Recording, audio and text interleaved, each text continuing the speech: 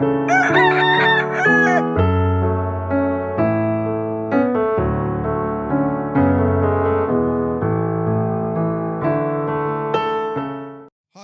ஹalleluya. हम आके प्रभु के वचन को ध्यान करेंगे। நாம் இப்பொழுதும் கர்த்தருடைய வார்த்தையை தியானிப்போம். कोई उठकर मत्ती की खुशखबरी யாராவது எழுந்து மத்தேயு எழுதின சுவிசேஷம் 16वां अध्याय 16ஆம் அதிகாரம் 13 से 15 तक पढ़ सकते हैं। 13 15 வரை படிக்கலாம். मत्ती की खुशखबरी सुसमाचार 16वां अध्याय 13 से 15। மத்தேயு எழுதின சுவிசேஷம் 16ஆம் அதிகாரம் 13 15 வரை. Gospel of Matthew chapter 16 13 to 15।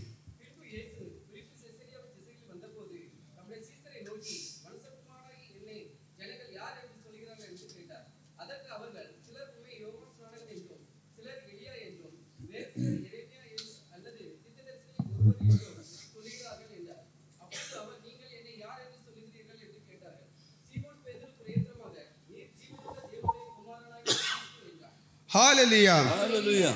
यहाँ पर मत्ती की सुसमाचार 16वां अध्याय के 13 से 15 तक हम यूँ पढ़ते हैं। जब यीशु कैसरिया फिलिप्पी के इलाके में आया तो अपने चेलों से ये पूछा कि लोग इब्ने आदम को, मनुष्य के पुत्र को क्या कहते हैं। उन्होंने कहा, बाज़ यूहन्ना बपतिस्मा देने वाला कहते हैं, बाज़ एलिया, बाज़ यिर्मयाह या नबियों में से कोई। उसने उनसे कहा, मगर तुम मुझे क्या कहते हो। शमौन पतरस ने जवाब ने कहा कि तू जिंदा खुदा का बेटा मसीह है। பின்பு இயேசு பிலிப்பு செசரியாவின் திசைகளில் வந்தபோது தம்முடைய சீசரை நோக்கி, மனுஷகுமாரனாகி என்னை ஜனங்கள் யார் என்று சொல்லுகிறார்கள் என்று கேட்டார். அதற்கு அவர்கள், சிலர் உம்மை யோவான்ஸ்நானன் என்றும், சிலர் எலியா என்றும், வேறு சிலர் எரேமியா அல்லது தீர்க்கதரிசி ஒருவர் என்றும் சொல்லுகிறார்கள் என்றார்கள். அப்பொழுது அவர், நீங்கள் என்னை யார் என்று சொல்லுகிறீர்கள் என்று கேட்டார். சீமோன் பேதுரு பிரதித்திரமாக, நீர் ஜீவனுள்ள தேவனுடைய குமாரனாகிய கிறிஸ்து என்றான். हालेलुया। ஹalleluya. आज का संदेश देने में मुझे बेहद ही एक्साइटेड हूँ, मैं तो बहुत में उत्साहित हूँ। இன்றைய தினத்தும் செய்தி கொடுப்பதற்கு நான் ரொம்ப உற்சாகமாக உள்ளேன். और साथ ही साथ थोड़ा नर्वस भी हूँ। கொஞ்சம் பலவீனமாகவும் இருக்கிறேன். नहीं नर्वस, थोड़ा सा கொஞ்சம் பதட்டமா, கொஞ்சம் வீக்காக இருக்கிறேன், பதட்டமாக இருக்கிறேன். रीजन ये है, காரணம் என்ன, आज का जो संदेश जो है இந்த செய்தியானது थोड़ा सेंसिटिव है, ரொம்ப அதாவது கரிசனையானது, थोड़ा सा नाजुक है, थोड़ा सा क्रिटिकल है, ரொம்ப கிரிட்டிக்கலானது. क्योंकि इसमें बहुत से चीजें ऐसे हैं, இதுல ரொம்ப காரியம் அப்படி இருக்கு जो आके मैं बहुत ही आके थोड़ा सा मैं गहराई में जाऊंगा, ரொம்ப அதாவது ஆழமாக क्योंकि मसीह के सिद्धांत का एक डॉक्ट्रिन का बहुत एक अहम भाग है ये। ஆண்டவருடைய இந்த உபதேசத்தை குறித்து முக்கியமாக பார்க்க. सबसे बड़ी बात ये कि मैं नीचे यही कह रहा था पासे जोशा पासे जी को, आज का मैसेज आया थोड़ा सा सेंसिटिव है, तो बहुत सी चीजें मैं कहूँगा जो आपके लिए थोड़ा सा नया होगा करके। நான் நிறைய காரியங்களை நான் சொல்லுவது அது உங்களுக்கு புதுமையாக இருக்கும் என்று சொன்னேன். इसलिए एनीवेज प्रभु आके हमें बल करे, கர்த்தர் பலப்படுத்துவார். यहाँ पर आके प्रभु यीशु इस तरह के चेलों को एक खास जगह पे लेकर आता है। கர்த்தர் இங்கே ஒரு முக்கியமான இடத்துக்கு தம்முடைய சீசர்களை அழைத்து வருகிறார். वो यीशु कैसरिया फिलिप्पी इलाके में आया करके लिखा है। இயேசு கிறிஸ்து அந்த பிலிப்பு செசரியாவின் இடத்தில் வந்தபோது, इंग्लिश में सिसरिया फिलिप कहते हैं, इंग्लिशிலே செசரியா பிலிப் என்று சொல்வார்கள். यीशु का आमतौर पर अगर देखा है तो प्रभु का सेवा जो है कि गलीली उस इलाके में ज्यादा आके उसका सेवा जो हुआ करती थी। இயேசு கிறிஸ்துவினுடைய ஊழியமானது அந்த கலிலேயா பகுதியில் அதிகமாக நடந்தது. लेकिन ये खास एक प्रश्न के लिए, இந்த ஒரு முக்கியமான ஒரு காரியத்திற்காக प्रभु यीशु आके 30 मील दूर कैसरिया फिलिप, 30 மைல் தூரம் கடந்து சென்று செசரியா பிலிப் जो आके उत्तर दिशा में है गलीली से, கலிலேயாவை விட கொஞ்சம் உயர்ந்த இடத்தில் இருக்கிறது. वो दिशा में लेकर के ये खास सवाल पूछने के लिए प्रभु लेकर आया। அந்த இடத்துக்கு கொண்டு வந்து இந்த முக்கியமான ஒரு கேள்வியை கேட்கிறார். मनुष्य के पुत्र को लोग क्या कहते हैं करके, மனுஷகுமாரனாகிய என்னை ஜனங்கள் யார் என்று சொல்லுகிறார்கள். ये कैसरिया फिलिप में क्यों लेकर आना है यीशु? அங்கு செசரியா பிலிப்புக்கு ஏன் அழைத்து வர वो வேண்டும்? जगह का खासियत क्या है कि प्रभु इतने दूर आके उनको ये क्वेश्चन के लिए लेकर आया? அந்த இடத்துல என்ன அப்படி முக்கியமா இருக்கிறது அங்கே தேவன் அழைத்து கொண்டு வந்து அந்த आमतौर வார்த்தை पे ये कैसरिया फिलिप जो इलाका है அந்த பிலிப்பி என்ற இடமானது यह के पापों का अड्डा है, அது ஒரு பாவம் நிறைந்த இடம், अन्य जाति का अड्डा है। அது பிரஜாதியருடைய हर இடம், तरह का जो गैर कौमों को अन्य जाति के देवता को मानने वाला एक अड्डा है। அந்நிய தேவதைகளுடைய அங்கு அதை வணக்கம் செய்கிற ஒரு இடம்। वहां पर यहूदी लोग ज्यादा जाते नहीं है, அங்கே யூதர்கள் அதிகமாக போக वहां पर மாட்டார்கள்। हर तरह का देवता को मानने वाला वो जगह है। அங்க பல தெய்வங்களை வழிபடுகிற ஒரு இடமாக்கும்। ज्यूस हो யூதர்களா या இருக்கட்டும், जो रोमियो को जितने भी देवता जो है ரோமர்களுடைய எத்தனை தெய்வங்கள் உண்டோ उन सबको मानने के एक केंद्र कह सकते हैं, सेंटर कह सकते हैं। எல்லாவற்றையும் வணங்குவதற்கு उस कैसरिया फिलिप में रोम का முக்கியமான ஒரு இடமாய் காணப்படுது। उसमें मुख्य देवता पैन करके देवता है, அது முக்கியமான ஒரு தேவதை என்பது पैन गॉड कहते हैं। பேன் காட் என்று ये சொல்வார்கள்। कैसरिया फिलिप से पहला इसका नाम पानियास था। இந்த பிலிப்பிஸ் என்பது அது பானியாஸ் என்று இருந்தது। कैसरिया फिलिप से पहला इसका नाम बानियास या पानियास करके था।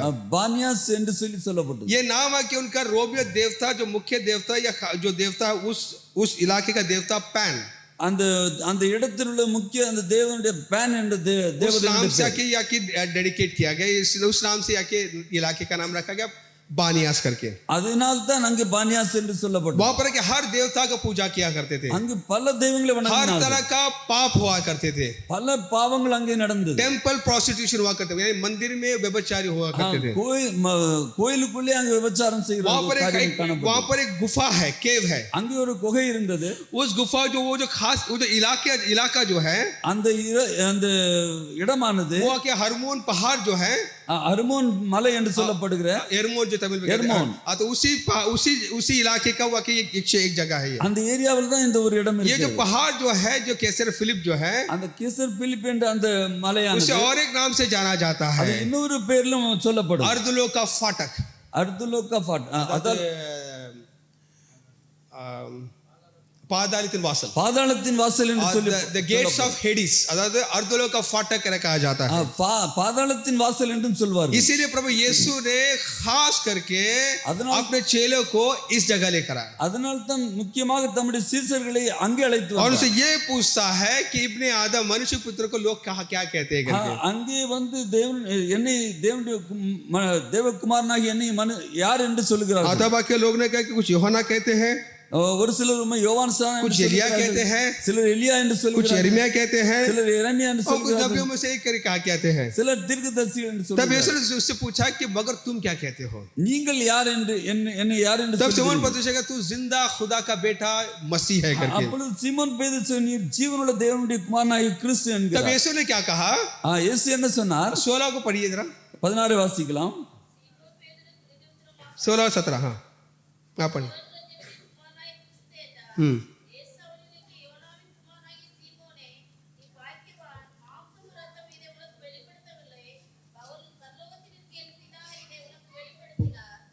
பதினேழு 18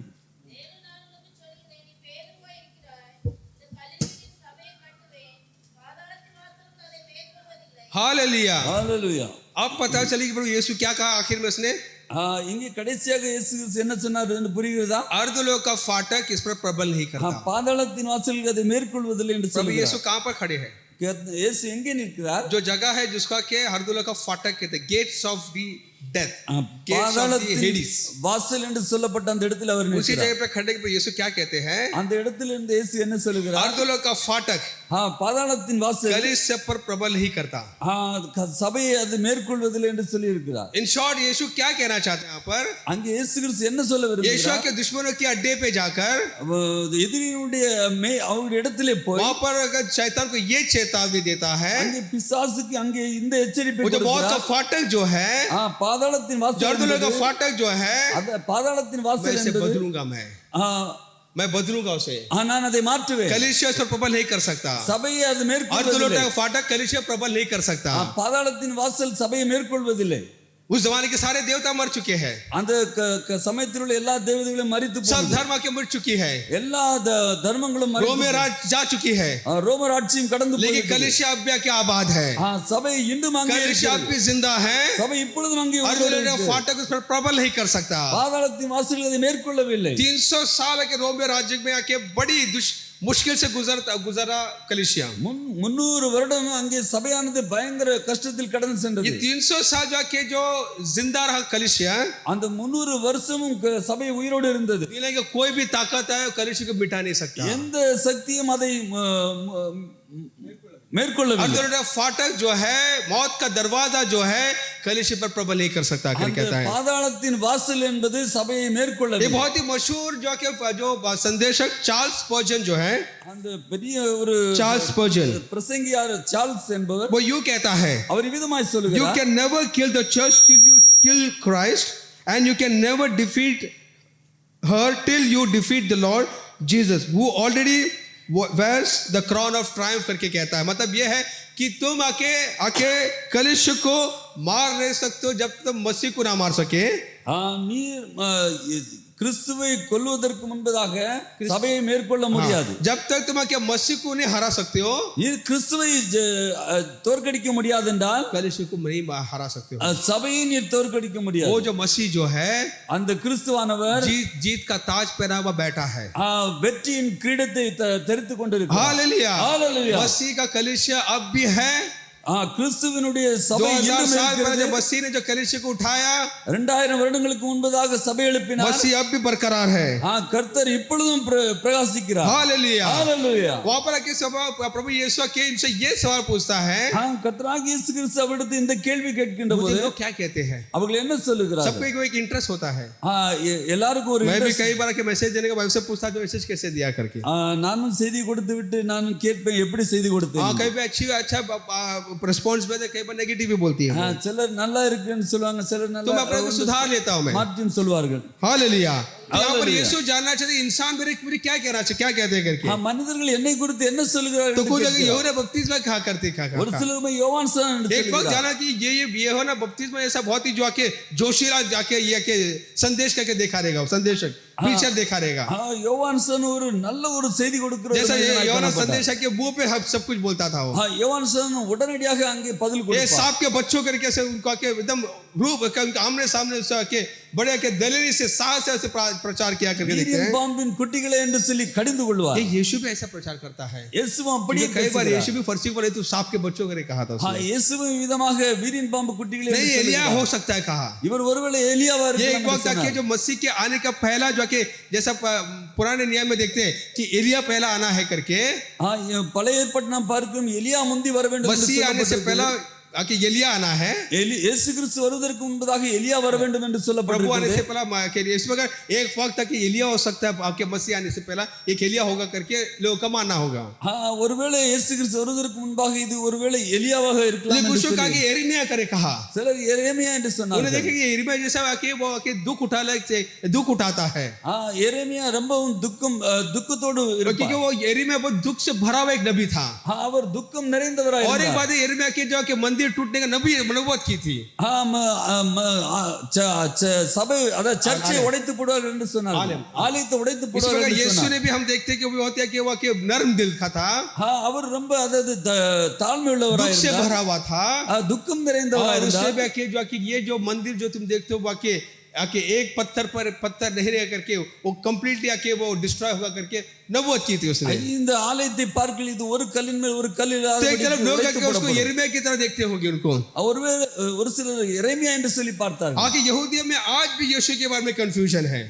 இயேசு கிறிஸ்துவை பற்றி யூதர்களுக்குள்ள இன்னும் ஒரு குழப்பம் தான். समय भी उनको कंफ्यूजन था. இயேசு கிறிஸ்து இருக்கும்போதும் அந்த சந்தேகம் தான். कौन है யார் இது? ये नबी है क्या, இவர் ஒரு தீர்க்கதரிசியா, पागल है क्या, ஒரு பைத்தியக்காரரா, एलिया है क्या, எலியாவா, यिर्मयाह है क्या. எரேமியாவா? वो लोग यीशु को पहचान नहीं पाए. लोग அவர்கள் இயேசு கிறிஸ்துவை அவர்கள் புரிந்து கொள்ளவே இல்லை. யோவான் 10:24 पढ़ेंगे हम. யோவான் 10:24. யோவான் 10:24 आज का संदेश थोड़ा लेंदी होगा, मैं कोशिश करता हूँ जितना शॉर्ट कर सके.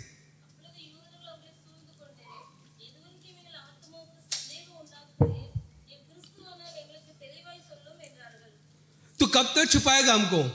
எதுவரைக்கும் எங்களுக்கு சந்தேகம் अगर तू मसीह है तो हमको बोल करे कहा उन्होंने। நீங்கள் கிறிஸ்துவானார் எங்களுக்கு சொல்லும் यीशु என்கிறார்கள். के वजह से यहूदी में फूट आया करके देखते हैं, அது நிமித்தம் யூதர்களுக்குள்ளே பிரிவினை क्योंकि उनमें உண்டாயிற்று आके சொல்லி यीशु பார்க்கிறோம். के बारे में कई तरह के ख्यालात थे। அது वரைக்கும் இயேசு கிறிஸ்து குறித்து பல சிந்தையா இருந்தாங்க. यूहन्ना 7वां अध्याय யோவான் 7ஆம் அதிகாரம் 40 से 43 तक पढ़े। 40 ல இருந்து 43 வரைக்கும்.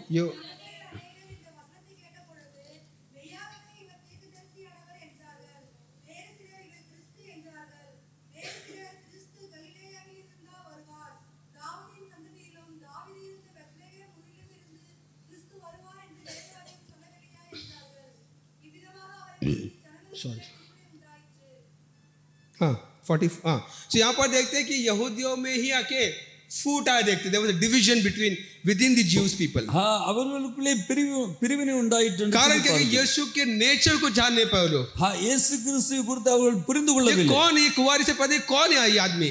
இவர் கன்னியினிடத்தில் ये जो बात करता है कुछ अलग है, ये क्या क्या करता है करके अधिकार से बात करता है। வித்தியாசமாக இருக்கிறது. उनको आपस में आके फूट आके देखते हैं। அவர்களுக்குள்ளே பிரிவினை आज உண்டாயிற்று. भी मसीह के बारे में लोगों के एक ऐसे कई तरह के ख्यालात हैं। இன்றும் அவர்களுக்கு பலவிதமான சிந்தனை कुछ உள்ளவர்களாக यीशु को बाबा देखते हैं, சிலர் அவரை பாபா என்று चमत्कारी बाबा। அற்புதம் उसके செய்கிற पास जाएगा तो आपको चमत्कार होगा, அங்கே போனால் அற்புதம் अंधा को செய்வார். आंख मिलेगी, அங்கே எல்லாம் கிடைக்கும். लंगड़े को आके पैर मिलेगी, லங்கடைக்கு முடமானவன் நடப்பான். और कुछ लोग आके उसको एक धार्मिक गुरु देखते हैं, அவரை ஒரு தர்மி அதாவது மத குருவாக कुछ लोग பார்க்கிறார்கள். आके उसे एक भले इंसान देखते हैं, சிலர் நல்ல மனிதனாக நினைத்தார்கள். और कुछ लोग ऐसे ये पागल है, इसको भूत पकड़ा कर कहते हैं। சிலர் இவர் பைத்தியக்காரர், இவருக்கு ஆவி பிடித்திருக்கு என்று यीशु को சொன்னார்கள். कई लोग ऐसे इल्जाम लगाते हैं, ये तो बेलज़ेबूब के ताकत से ये के शैतान को भगाता है। बेएलज़ेबूலை கொண்டு இவர் வேலை செய்கிறார் என்று சொன்னார். आज भी यीशु के बारे में लोगों को दुनिया भर के कंफ्यूजन्स हैं। இன்று முதற்கொண்டு அந்த உலகம் முழுவதும் இந்த குழப்பம் लेकिन இருக்கு. प्रभु को यीशु को हम जानने के लिए हम अनुग्रह के सबको धन्यवाद। கர்த்தராகிய இயேசு கிறிஸ்துவை அறிந்து ये கொள்ள पवित्र आत्मा அதற்காக ये ஸ்தோத்திரம். अपने से हुई नहीं है, இது நம்மால் ये உண்டானதல்ல. पवित्र आत्मा का क्रिया है। இது பரிசுத்த पत्र से प्रभु ஆவியானவருடைய यीशु ने कहा कि मेरे बाप ने जाहिर किया। இது என் பிதா இது உனக்கு जब तक बाप வெளிப்படுத்தினார். हमें जाहिर ना करे, பிதா நம்மை जब तक बाप पवित्र आत्मा वो एहसास हमें ना दिलाए, அந்த பரிசுத்த ஆவியான நமக்கு यीशु அந்த को हम नहीं जान உணர்வை நம்ம सकते। கொடுக்காவிட்டால் यीशु को हम नहीं जान सकते। நாம் இயேசுவை அறிந்து கொள்ள முடியாது. हालेलुया। ஹalleluya. आके मसीह में ऐसे कई मंडलियां हैं இப்படி अनेक சபைகள் जो अपने आप பார்க்கிறோம். को मसीह तो कहते हैं, தங்களை கிறிஸ்தவர்கள் என்று लेकिन சொல்லுகிறார்கள். आके सही में मसीह नहीं करके देखते हैं। ஆனால் அவர்கள் கிறிஸ்தவர்களே கிடையாது. जो मिसाल के तौर पर मॉर्मन्स करके है, मॉर्मन्स மோர்மன்ஸ் என்று मॉर्मन्स का कहना क्या है அவர்களுடைய कि சொல் எப்படி यीशु जो சொல்லுகிறார்கள்? है कि लूसीफर का भाई कहते हैं, அவர்கள் லூசியபருடைய தம்பி என்று சொல்லி कि சகோதரர் என்று சொல்லி हाँ சொல்லுகிறார்கள். कि दुनिया के इंसान के उद्धार के लिए लूसीफर के जगह पे यीशु को प्रभु ने आके वोट किया करके इस प्रकार के ऐसा उनका कहना है। லூசியபருக்கு பதிலாக இயேசுவை நியமித்தார் என்று சொல்லி சொல்லுகிறார்கள். इस प्रकार के मॉर्मन्स का आके उनका कहना है। मॉर्मन्स விதமாக மோர்மன்ஸ் என்பவர்கள் यहोवा विटनेस சொல்லுகிறார்கள். क्या कहता है? யெகோவா விட்னஸ் என்று यहोवा विटनेस कहना है சொல்லுகிறார்கள். कि यीशु उत्पन्न होने से पहला இயேசு கிறிஸ்து பிறப்பதற்கு முன்பதாக वो माइकल एंजल माइकल तक कहते हैं। அவர் ஏஞ்சல் மைக்கேலாக இருந்தார் इस प्रकार के மிகாவேலா இருந்தார் என்று उनका ऐसा சொல்லுகிறார். कहना है। और मॉडलिस्ट करके के मॉडलिस्ट மோடலிஸ்ட் என்று சொல்லி उनका कहना है क्या है कि पिता और पुत्र एक ही है करके, பிதா குமாரன் ரெண்டு பேரும் ஒன்றுதான் என்று एक சொல்லுகிறார். भाग के पिता करके जाहिर होता है, அவர் ஒருவேளை ஒரு சமயம் பிதாவாக दूसरा இருப்பார், समय में बेटा करके जाहिर होता है करके। சில வேளை அவர் குமாரனாக செயல்படுவார். ओके, एरियनिज्म करके है, एरियनिज्म எரினிசம் என்று उनका சொல்லுவார். भी कहना ये है அவருடைய நியமம் இதுதான். ये कि प्रभु ने सब सृष्टि करने से पहले எல்லாவற்றையும் உண்டாக்கும் முன்பு उसका पहला सृष्टि यीशु कहते हैं। எல்லாவற்றுக்கும் முதலாக இயேசுவை உண்டாக்கினார். यीशु को सृष्टि करके प्रभु ने सारा दुनिया को सृष्टि किया करके उनका कहना है। இயேசுவை உண்டாக்கி விட்டு தான் வேற உலகத்தை इस प्रकार உண்டாக்கினார்கள் के என்று लोगों சொல்வார்கள். को के इस प्रकार के कई तरह के जो कि यीशु के बारे में पहचान नहीं करके देखते हैं।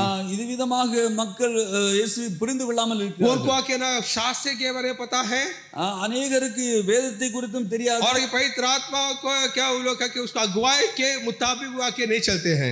பரிசுத்த ஆவியானவருடைய நடத்தல் படி அவர்கள் செல்ல மாட்டார்கள். अपने तत्व को अपने इंसानी ख्याल से मसीह को देखते हैं। वो தங்களுடைய தத்துவத்தின்படியும் அதாவது தங்களுடைய சிந்தனையின்படி அவர்கள் செல்கிறார்கள். कलोसियों किताब 2 अध्याय 8 वचन पढ़ेंगे हम। கொலோசியர் 3:8 வாசிக்கலாம்.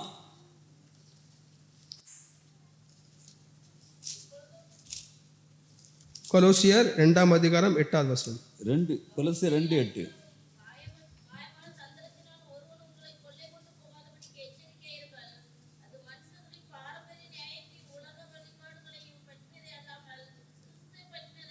इसलिए देखिए वहाँ के यहाँ पर आके आगाह करता है, खबरदार करता है, वार्न करते हैं.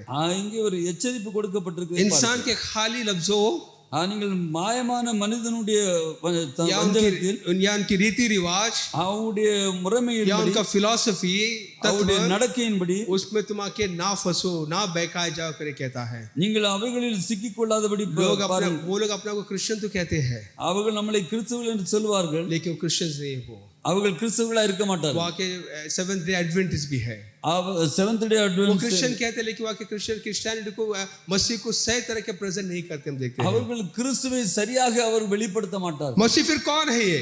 கிறிஸ்து யார்? मसीह कौन है? கிறிஸ்து யார்?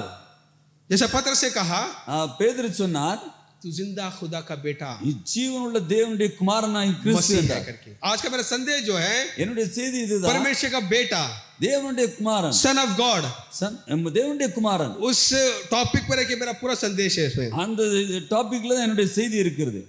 मुस्लिम को देखते हैं हम, முஸ்லிம்களை பாருங்கள், वाकई से मसीह को सिवा के एक नबी करके देखते हैं. அவர்கள் எப்பொழுதும் கிறிஸ்துவை ஒரு தீர்க்கதரிசியாக தான் பார்க்கிறார்கள். हमारा बाइबल कहती है कि परमेश्वर का बेटा है करके, நம்முடைய வேதம் சொல்கிறது அவர் தேவனுடைய குமாரன் என்று சொல்லப்பட்டிருக்கிறது. लेकिन मुस्लिम का कहना है, कुरान का कहना ये है, அங்கே குர்ஆன்ல விதமாய் சொல்லப்பட்டிருக்குது कि अल्लाह जो कि परमेश्वर ने, जो प्रभु ने जो दुनिया को बनाया है, தேவன் இந்த உலகத்தை படைக்கின்ற போது उसको बेटा कैसा हो सकता है? அவருக்கு எப்படி ஒரு மகன் இருக்க उसको முடியும்? कैसा बेटा हो, जब जिसको वाइफ उसको बीवी नहीं कर कहते हैं. அவருக்கு மனைவி எங்கே, அவருக்கு பிள்ளை எங்கே? उसको बच्चा कैसा होगा, बेटा कैसा होगा, जब उसको बीवी नहीं, गर्लफ्रेंड नहीं करके कुरान का क्लेम है. அவருக்கு மனைவி இல்லையே பேரு, அப்புறம் எப்படி பிள்ளை பிறக்கும்? तो परमेश्वर का बेटा का मतलब क्या है? தேவனுடைய குமாரன் என்றால் அர்த்தம் என்ன? हम सब आके अपने प्रार्थना में, संदेश में बोलते तो हैं, நாம் பல விதத்திலும் நம்முடைய செய்திகளில் लेकिन கேட்கிறோம். इसका मूल अर्थ क्या है? இதனுடைய அந்த மூல கரு என்ன? किस अर्थ से आके कहा गया कि परमेश्वर का बेटा करके? எந்த அர்த்தத்தில் சொல்லப்படுகிறது அவர் தேவனுடைய குமாரன் என்று? और मैं दावे के साथ कहता हूं, मैं நான் बैट लगाता हूं, நான் சேலஞ்ச் பண்ணுகிறேன். आधा सा मसीह लोग को इसका अर्थ ही पता नहीं. அநேக கிறிஸ்தவர்களுக்கு இதனுடைய அர்த்தமே தெரியாது. आज आके कुछ कार्यक्रम देखेंगे हम. இதில் சில முக்கியமான காரியங்கள். परमेश्वर का बेटा हम कहते हैं, தேவனுடைய குமாரன் என்று क्या प्रभु यीशु से परमेश्वर का बेटा है क्या? இயேசு மாத்திரம் தான் தேவனுடைய क्योंकि बाइबल में कितने बेटे के बारे में लिखा है. பைபிள்ல எத்தனையோ பிள்ளைகளை பற்றி எழுதி. आदम को परमेश्वर का बेटा लिखा है, क्या कहते हैं? தேவனுடைய பிள்ளை என்று தான் சொல்லப்பட்டிருக்கிறது. फरिश्तों के परमेश्वर का बेटा करके कहा करते हैं. பரிசுத்த फरिश्ते, தூதர்களையும் தேவனுடைய एंजल्स, தூதர்களையும் தேவனுடைய பிள்ளைகள் என்று சொல்கிறார்கள். गिरे हुए दूतों को भी परमेश्वर का बेटा कहा गया है. விழுந்து போன தூதர்களையும் தேவனுடைய பிள்ளைகள் என்று சொல்லப்பட்டிருக்கிறது. डीमंस को परमेश्वर का बेटा कहा गया है, शैतान. சாத்தானையும் தேவனுடைய பிள்ளை என்று சொல்லப்பட்டிருக்கிறது. तो ये खास क्या खास है यीशु के बारे में? இயேசுவை குறித்து என்ன விசேஷம்? व्हाट्स द बिग डील, क्या है? இதில் என்ன முக்கியமான காரியம்? जाकिर नायक का कहना ये है, जाकिर नायक, Zakir நாயக்குடைய there are sons by the tons in the bible. Bible में हजारों परमेश्वर का बेटे करके. பைபிள்ல अनेक தேவனுடைய பிள்ளைகள் இருக்கிறார்கள். हाँ, परमेश्वर का बेटा है, हजारों में है. हजारों है. हम ऐसे कुछ देखेंगे, हम उसे लूक 30:38 को पढ़ेंगे. लूक 30:38. लूका आदम को परमेश्वर का बेटा कहा गया है. 30 लूका 3:38.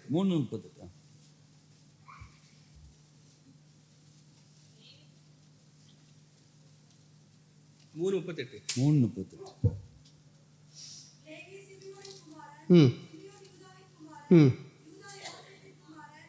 ಇಲ್ಲ 3:30.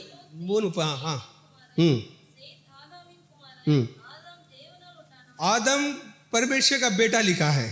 ஆதாம் தேவனால் உண்டானான் என்று சொல்லப்பட்டிருக்கிறது. हम विश्वासियों को परमेश्वर के बेटे हैं. நாம் தேவனுடைய பிள்ளைகள் என்று நாம் पहला யோவான் 3:1-2 पढ़ेंगे हम. 1 யோவான் 3ஆம் அதிகாரம் 1-2.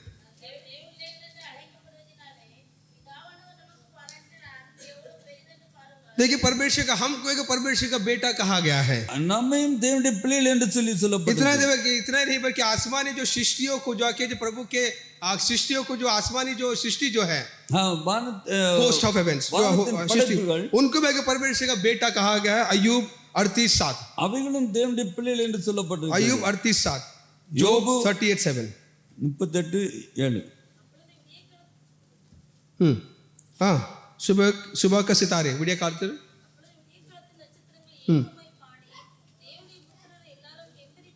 देखियो हेवनली होस्ट भी परमेश्वर के उस सृष्टि को देख खुश हुआ करके उन्हें परमेश्वर का बेटा का कहा गया है. அந்த வேளையில எல்லாருமே அங்கே தேவபுத்திரர்கள் என்று சொல்லி சொல்லப்பட்டிருக்கிறது பார்க்கிறோம். गिरा हुआ फरिश्तों को परमेश्वर का बेटा कहा गया करके अब देखते हैं. விழுந்து போன தூதர்கள் उत्पत्ति की किताब 6 अध्याय 2 वचन.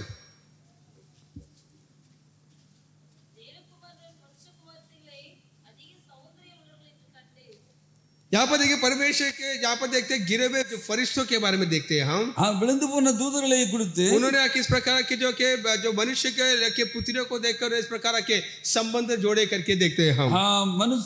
மனுஷ குமாரத்திகளோட தொடர்பு வைத்தார்கள். आदम को परमेश्वर का बेटा कहा गया है. ஆதாமை தேவனுடைய குமாரன் என்று சொல்லப்படுகிறது. फरिश्तों को परमेश्वर का बेटा कहा गया है. தூதர்களையும் தேவனுடைய பிள்ளைகள் என்று சொல்லப்படுகிறது. परमेश्वर का बेटा कहा गया है. நாமும் தேவனுடைய பிள்ளைகள் என்று சொல்லப்படுகிறது. फरिश्तों को भी परमेश्वर का बेटा कहा गया है. விழுந்து போன தேவதூதர்களையும் தேவனுடைய பிள்ளைகள் என்று சொல்லப்படுகிறது. यीशु में क्या खासियत है? இயேசு கிறிஸ்துவில் என்ன முக்கியமானது? यीशु का क्या है क्या उसको परमेश्वर का बेटा कहा गया है और किस नजरिए से कहा गया है? எந்த காரணத்தினால் அவரை தேவனுடைய குமாரன் என்று சொல்லுகிறார்கள். आज का संदेश में खास करके मैं ये जवान लोग के कहता हूं मैं. நான் முக்கியமாக வாலிபர்கள் इस संदेश पर प्लीज जरा गौर कीजिए अच्छी तरह के. இந்த செய்தியை கவனமாக क्योंकि आप आके कई बार आपका फेथ को चैलेंज किया जाएगा. अनेक वेळेला आप कॉलेज जाते हैं स्कूल जाते हैं आपको कई बार के सवाल आएंगे आपको. பலவிதமான கேள்விகள் வரும். जब मैं डिग्री में था फर्स्ट ईयर डिग्री में நான் முதலாவது டிகிரி முடிக்கின்ற போது फर्स्ट ईयर बीकॉम में था मैं. फर्स्ट ईयर बीकॉम ல இருக்கும்போது मेरा एक दोस्त था मुस्लिम दोस्त. ஒரு முஸ்லிம் நண்பர் இருந்தார். मेरा उसको मुझे अभी उसका नाम है आरिफ करके. आरिफ என்று அவருடைய उसने मेरे फेथ को चैलेंज किया. ஒரு அதாவது பொய்யான ஒரு சவால் मेरे विश्वास के अपने सवाल उठाया उसने. ஒரு பொய்யான ஒரு கேள்வி கேட்டார். तब मैं नया विश्वास में था. அப்பொழுது நான் புது விசுவாசி. मुझे बाइबल के इतना ज्ञान नहीं था. வேதத்தை குறித்து அவ்வளவு அறிவு கிடையாது. उसके कुरान के बारे में बाइबल के अच्छा ज्ञान था. அவருக்கு குர்ஆனை பற்றியும் பைபிளை பற்றியும் நல்ல அறிவு உண்டு. बच्चों को कितना ज्ञान है बाइबल के बारे में. நம்முடைய பிள்ளைகளுக்கு எவ்வளவு आपका विश्वास के ऊपर चैलेंज करें कितने बच्चे आके आपके विश्वास को डिफेंड कर सकते हैं. இப்பொழுது உங்களிடத்து கேள்வி கேட்டா நீங்க எவ்வளவு பேர் நீங்கள் விசுவாசத்தில் உங்களுடைய பதில் இருக்கும். क्योंकि वो हर एक सवाल का जवाब नहीं थे मेरे पास. அவர் கேட்ட अनेक கேள்விகளுக்கு என்னிடத்தில் பதில் இல்லை. और ऐसा हुआ कि जब नौकरी में गया मैं जॉब में था. நான் வேலை பார்க்கின்ற போது एक मुस्लिम कंपनी में मैं 6 महीना काम किया था. ஒரு முஸ்லிம் கம்பெனில ஒரு 6 மாசம் வேலை செய்தேன். उस मुस्लिम के ओनर का बेटा के वो के जाकिर नाइक का बड़ा फैन है.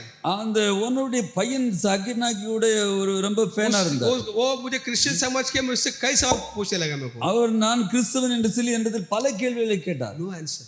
ஏன் இப்படி?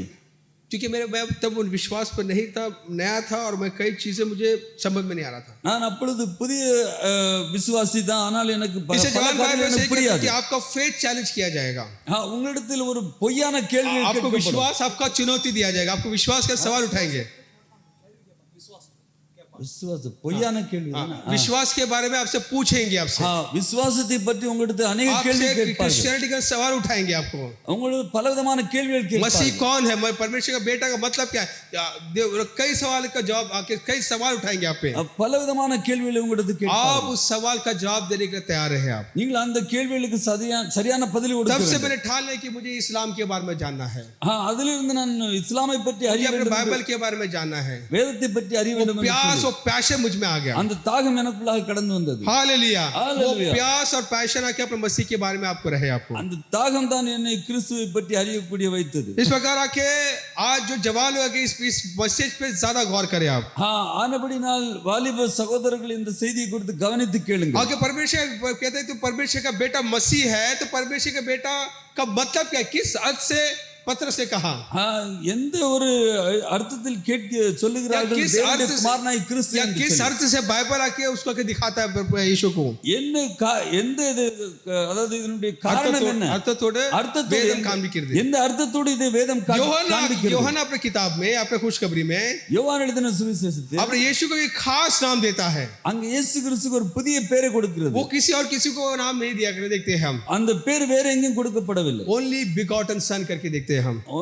தேவ ஒரே பேரனாகிய குமாரன் करके तमिल में लिखा ஒரே है। பேரான தேவனுடைய குமாரன் என்று சொல்லி. एकलौता बेटा हिंदी में है, ஒரே பேரான குமாரன் என்று சொல்லி. लेकिन इंग्लिश में देखते हैं कि ओनली बिगॉटन सन करके देखते हैं। ஒரே பேரான தேவனுடைய குமாரன் என்று ये சொல்லி. तमिल में ஒரே பேரனாகிய குமாரன் करके लिखा है, தமிழ்ல ஒரே பேரான लेकिन குமாரன் ஒரே என்று சொல்லி. பேரனாகிய कुमारन ओनली बिगॉटन के एक नहीं है, मतलब उससे मतलब नहीं है அது ஒரே அர்த்தம் இல்ல. कि इसका जो पहले हम देखिए कहाँ के यीशु के बारे में ओनली बिगॉटन सन करके लिखा है, देखते हैं हम। முதலாவது நாம் பார்ப்போம் தேவனுடைய ஒரே பேரான தேவனுடைய குமாரன் என்று சொல்லி. 5 बार आके यीशु को ओनली बिगॉटन सन करके யோሐனா आके लिखता है। 5 முறை யோவான் எழுதின சுவிசேஷத்திலே ஒரே பேரான தேவனுடைய குமாரன் என்று சொல்லி. யோሐனா पहला अध्याय 14 वचन। யோவான் हाँ அந்த வார்த்தை மாம்சமாகி கிருபையினாலும் சத்தியத்தினாலும் நிறைந்தவராய் நமக்குள்ளே வாசம் பண்ணினார். हाँ அவருடைய மகிமையை கண்டோம். அது பிதாவுக்கு ஒரே பிதாவுடைய மகிமைக்கு ஏற்ற மகிமையாக. जैसा बाप का इकलौता बेटा ओनली बिगॉटन सन करके देखते हैं हम। அந்த ஒரே பேரான தேவனுடைய குமாரன் என்று சொல்லி. 18 वचन 18।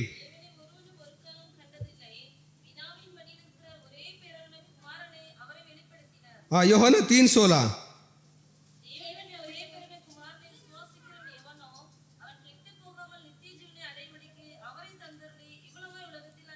யோሐனா 3:18। விசுவாசிக்கிறவன் ஆக்கினைக்குள்ளாக தீர்க்கப்படான். விசுவாசியாதவனோ தேவனுடைய ஒரே பேரான குமாரனுடைய நாமத்திலே விசுவாசமுள்ளவனாய் இராதபடியினால் அவன் ஆக்கினை தீர்ப்புக்கு உட்பட்டாய். पहला யோሐனா 4:9।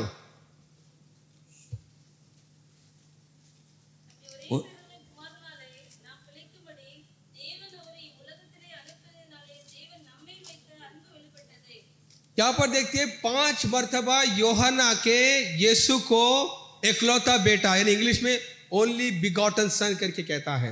ஒரே பேரான தேவனுடைய குமாரன் என்று சொல்லி 5 முறை யோவான் எழுதின और किसी को ऐसा नहीं कहा गया है, சுவிசேஷத்தில் और किसी को ऐसा कहा नहीं, வேற யாருக்கும் விதமாய் சொல்லப்படவில்லை. जहाँ कुछ जगह पे लिखा है ओनली बिगॉटन करके है, ஒரே பேரான குமாரன் என்று சொல்லி. लेकिन वो अलग टॉपिक है, मैं इसमें नहीं जाना चाहता அது हूँ। வேற. लेकिन यहाँ पर आके जब யோሐனா कहता है कि ओनली बिगॉटन सन, ஒரே பேரான தேவனுடைய குமாரன் என்று சொல்லி कुछ इंग्लिश वर्जन में के वन एंड ओनली सन करके लिखा रहेगा, ஆங்கிலத்தில் விதமாய் சொல்லப்பட்டது. कुछ इंग्लिश वर्जन में, இங்கிலீஷ் வார்த்தையிலே कुछ इंग्लिश वर्जन में वन एंड ओनली सन लिखा रहेगा, ஒரே பேரான குமாரன் என்று वन एंड ओनली सन। हाँ ஒரே பேரான. तो मे भी शायद ऐसा होता है कि तमिल में जब ट्रांसलेट किया है ये इंग्लिश वर्जन या वो ग्रीक लिया होगा, ट्रांसलेशन लिया रहेगा, அது ஆங்கிலத்திலிருந்து लेकिन மொழிபெயர்க்கப்பட்ட இந்த सबसे ஒரே பேரான पुराना जो वर्जन जो है किंग जेम्स वर्जन அது கிங் ஜேம்ஸ் வெர்ஷன் என்பது और new king James version, new king James वो வெர்ஷன். दोनों में अगर देखिएगा तो ओनली बिगॉटन सन करके लिखा है, அது ஒரே பேரான தேவனுடைய குமாரன். वही सही शब्द है। அதுதான் சரியான इससे मैं வார்த்தை. हमें सबको ये रेकमेंड करता हूँ, எல்லாரும் अगर बाइबल अगर को लेना है, பைபிள் வாங்க வேண்டும் मेरा என்றால் सजेशन है हमेशा न्यू किंग जेम्स वर्जन लीजिए, நியூ கிங் ஜேம்ஸ் வெர்ஷன் என்ற அந்த ஆங்கில பைபிளை வாங்க. वही बेस्ट वर्जन है। அதுதான் சரியான ஒரு. इसका मतलब ये नहीं कि बाकी वर्जन खराब है, that is the best one बोल सकता हूँ। அது ஒரு சரியான ஒரு பைபிள். हालेलुया। तो ओनली बिगॉटन सन का मतलब क्या है? ஒரே பேரான தேவனுடைய प्रभु குமாரன். यीशु को ओनली बिगॉटन सन करके कहा गया है, ஒரே பேரான தேவனுடைய குமாரன் என்று लेकिन சொல்லி ओनली बिगॉटन सन का சொல்லப்பட்டிருக்கிறது. मतलब क्या है? அதனுடைய அர்த்தம் என்ன? उसका ग्रीक शब्द का मतलब क्या है? அது கிரேக்கினுடைய उस வார்த்தை. ओनली बिगॉटन जो उस शब्द जो है அந்த ஒரு வார்த்தையானது ओनली बिगॉटन, ஒரே பேரான इंग्लिश में ओनली बिगॉटन, இங்கிலீஷ்ல नहीं आप भी बोले इंग्लिश बिगॉटन करके, only begotten, only begotten. Only begotten जो है ग्रीक में क्या शब्द है? அது கிரேக்க வார்த்தையில என்ன பேரு? मोनोगेनेस, மோனோகிரேஸ். मोनोगेनेस, மோனோகிரேஸ். मोनोगेनेस। மோனோகிரேஸ். हाँ, मोनो का मतलब क्या है? மோனோ என்ற அதுல அர்த்தம் என்ன? One, one, only, only. Genesis, Genesis Genesis यानी पैदा करना, उत्पन्न करना, அதாவது உருவாக்குகிறவர். उत्पन्न करना, உருவாக்கு. यानी जो कि इकलौता बेटा यानी ओनली बिगॉटन यानी one son which be begotten by father, यानी परमेश्वर से उत्पन्न हुआ इकलौता बेटा करके मतलब है, தேவனிலிருந்து உருவாக்கப்பட்ட ஒருவர். परमेश्वर से उत्पन्न हुआ है, தேவனிலிருந்து to உருவாக்கப்பட்டவர். beget यानी पैदा होना। தேவனிலிருந்து तो உருவாக்கப்பட்டவர். आपको सारे उठे कि मतलब क्या प्रभु यीशु क्या सृष्टि है क्या? இயேசு கிறிஸ்து அவர் ஒரு படைப்பா? या उसको क्या प्रभु ने इसे बनाया है क्या? தேவன் அவரை உருவாக்கினாரா? नहीं, इसका मतलब ये नहीं है। அதனுடைய அர்த்தம் அது एक இல்ல. बात अच्छी सब ठीक तरह से समझ लीजिए एक चीजों को நீங்க இந்த காரியத்தை சரியாக புரிந்து कि கொள்ள हम வேண்டும். अपने जो 20th सेंचुरी के हिसाब से सोचते हैं, நாம் 20वीं शताब्दी के हिसाब से நாம் सोचते हैं, 20வது சதாப்தியின் படி பார்க்கிறோம். लेकिन जो बाइबल जो लिखा गया है வேதத்தில் விதமா எழுதப்பட்டது आके पहली शताब्दी में लिखा गया है। முதல் சதாப்தியில் விதமா यहूदियों का कल्चर को, நூற்றாண்டில் விதமா எழுதப்பட்டது. यहूदियों का परंपरा, யூதருடைய यहूदियों பாரம்பரியம், का कल्चर, उनका जो आके दस्तूर அவருடைய முறைமைகள், और उनका जो सोचने की नजरिया, அவர்கள் சிந்திக்கிற उनको விதங்கள், शब्दों को किस तरह से पहचानना அவருடைய வார்த்தைகளை புரிந்து கொள்ள हमारे 20th सेंचुरी के जैसा नहीं है। 21st நம்ம सेंचुरी का नहीं है। 28 செஞ்சுரி அதனுடைய நூற்றாண்டுக்கு तो ओनली கிடையாது. बिगॉटन सन का मतलब ये नहीं कि परमेश्वर ने किसी वक्त पे आके यीशु को पैदा किया करके। அவர் ஒரே பேரான தேவனுடைய குமாரன் என்பவர் அவர் ஒருவேளை இயேசு கிறிஸ்து அவர் உருவாக்கி इसे இருக்கலாம். बाइबल आके वो उस नजरिए से नहीं कहता है कि किसी वक्त पर आके प्रभु को यीशु को पिता परमेश्वर ने पैदा किया करके।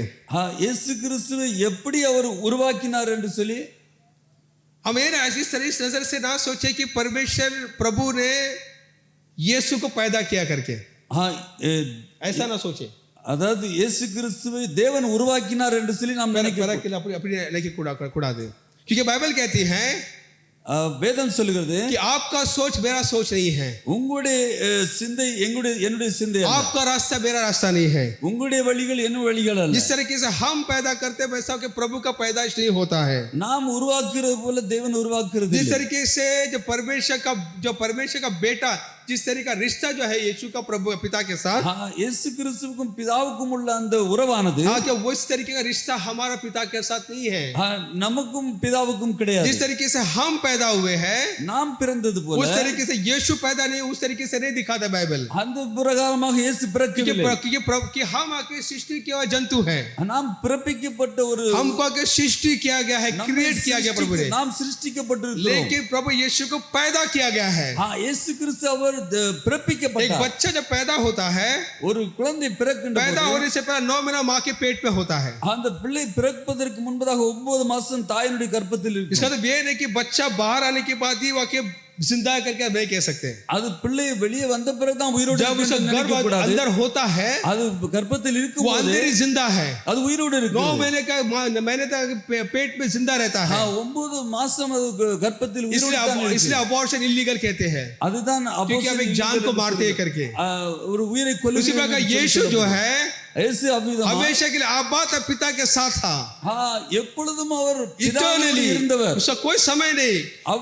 दुनिया होने से पहले, உலகம் உருவாகுவதற்கு सारे முன்பதாகவே, दुनिया को बनाने से पहले உலகத்தை वो உருவாக்குவதற்கு पिता முன்பே के साथ हमेशा था। அவர் பிதாவோடு கூட இருந்தார். लेकिन एक वक्त आया, ஒரு நேரம் வந்தது, प्रभु यीशु को प्रभु ने बिगॉट किया, यानी उसको आके ब्रिंग फोर्थ, उसको बाहर, उसको आके सृष्टि बनाने के लिए प्रभु ने उसको आके आगे लाया। इसका அவர் ஒரு வேளை வந்தது, அப்பொழுது அவரை இந்த உலகத்தில் अனுப்பினார். इसे बिगॉटन का मतलब ये है அதனுடைய அர்த்தம் कि என்னவென்றால் पाप का नेचर, स्वभाव, பாவத்தின் சுபாவம், पिताविन स्वभाव, பிதாவின் சுபாவம், परमेश्वर बाप का स्वभाव, பிதாவின் சுபாவம், उसका नेचर, அவருடைய நேச்சர், वही जो है उसका परमेश्वरता, ईश्वरता जो है पिता का, அவர் எப்படி இருந்தாரோ அப்படியே குமாரனும், वही आके नेचर, ईश्वरता, उसका स्वभाव बेटे पे। அவருடைய சுபாவம், அவருடைய தன்மை அப்படியே குமாரனில் இருந்தது. मेरा बीवी बार बार बोलती है मेरे को, मेरा बीवी बार बार बोलती है, बीवी मेरा वाइफ बार बार बोलती है मेरे को, பாபா बीवी जो है वाइफ मेरे को बार बार बोलती है, मेरे मिसेस मेरे को बार बार சொல்லுவாங்க, பையன் உங்க மாதிரி தான், உங்க பையன் உங்க மாதிரி தான், நீங்க எப்படி அப்படிதான் இருக்கீங்க, நீங்க எப்படி இருக்கீங்க जैसा அப்படிதான், बाप ऐसा बेटा,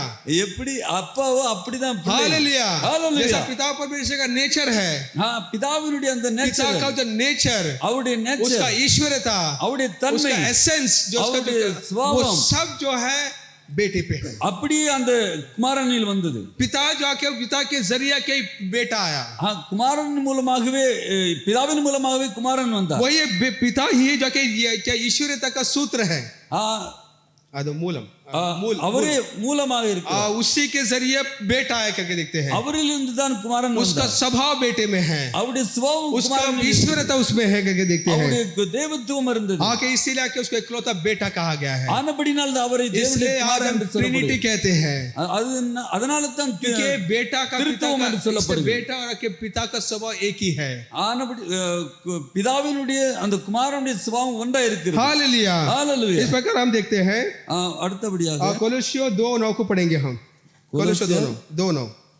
2:9. हाँ, ईश्वर पढ़िए, मरुड़ पढ़ेंगे।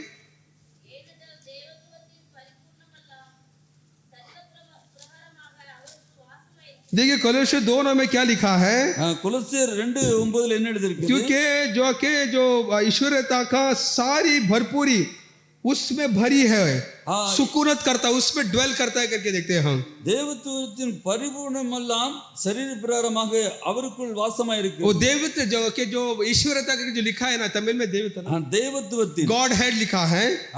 தேவத்துவத்தின் उसका ग्रीक वर्ड है थियोटस। கிரேக் வேர்ட் என்பது थियोटस। थियोटस का मतलब क्या है, அதனுடைய அர்த்தம் என்ன? कि परमेश्वर का जो नेचर, தேவனுடைய அந்த उसका स्वभाव, அவருடைய சுபாவம், उसका जो ईश्वरीय जो गुण, அவர் தேவத்தினுடைய उसकी சுபாவம், खूबियां, அவருடைய தன்மைகள் उसके बेटे पर है। அவருடைய குமாரனிலே உள்ளது. He is the exact print of the father। அதே அந்த தற்சுரூபம் என்று சொல்லி ये सब சொல்லப்படுகிறது. ये ना कहा कि परमेश्वर का बेटा मतलब किसी एक वक्त पर बेटा बाप ने परमेश्वर को पैदा किया करके, அந்த குறித்த வேளையிலே தேவன் தம்முடைய குமாரனை பிறக்க செய்தார். इसलिए आके इसे इटर्नल जनरेशन ऑफ सन कहते हैं, मतलब अनंत काल से वो आके पैदा हुआ करके देखते हैं। அனாதி காலமாக उस बेटे का खूबी क्या है, क्यों एकलौता बेटा है वो, அவர் ஒரே குமாரன் என்று சொல்வதற்கு என்ன விசேஷம்? कारण क्या है? காரணம் என்ன? पहले हमने कोलोसियों 2:9 में देखा, हमने जैसे हमने 2:9 में देखा, कोलोसियों 2:9 में 2:9 பார்த்தது. जैसे कि उसकी खूबियां उसमें है, அவருடைய தேவத்துவத்தின் उसका பரிபூரணம், स्वभाव उसमें है, அவருடைய சுபாவம் எல்லாம், उसके पहले परमेश्वर बेटा का परिपूर्णता उसके बेटे पर है कहते हैं। தேவத்துவத்தினுடைய பரிபூரணம் எல்லாம் அவருடைய சரீரத்து பிரகாரமாக காணப்பட்டது. उसका नेचर उसमें करके देखते हैं हम। அவருடைய நேச்சர் பூரா அவரிடத்தில் இருக்கு. தன்மை आप पढ़ेंगे दूसरा इब्रानी किताब, और क्या क्या खूबियां करके देखते हैं हम बेटे पर। इब्रानी किताब दूसरा अध्याय, पहला अध्याय 2-3 को पढ़ेंगे। Hebrew chapter 1-2-3।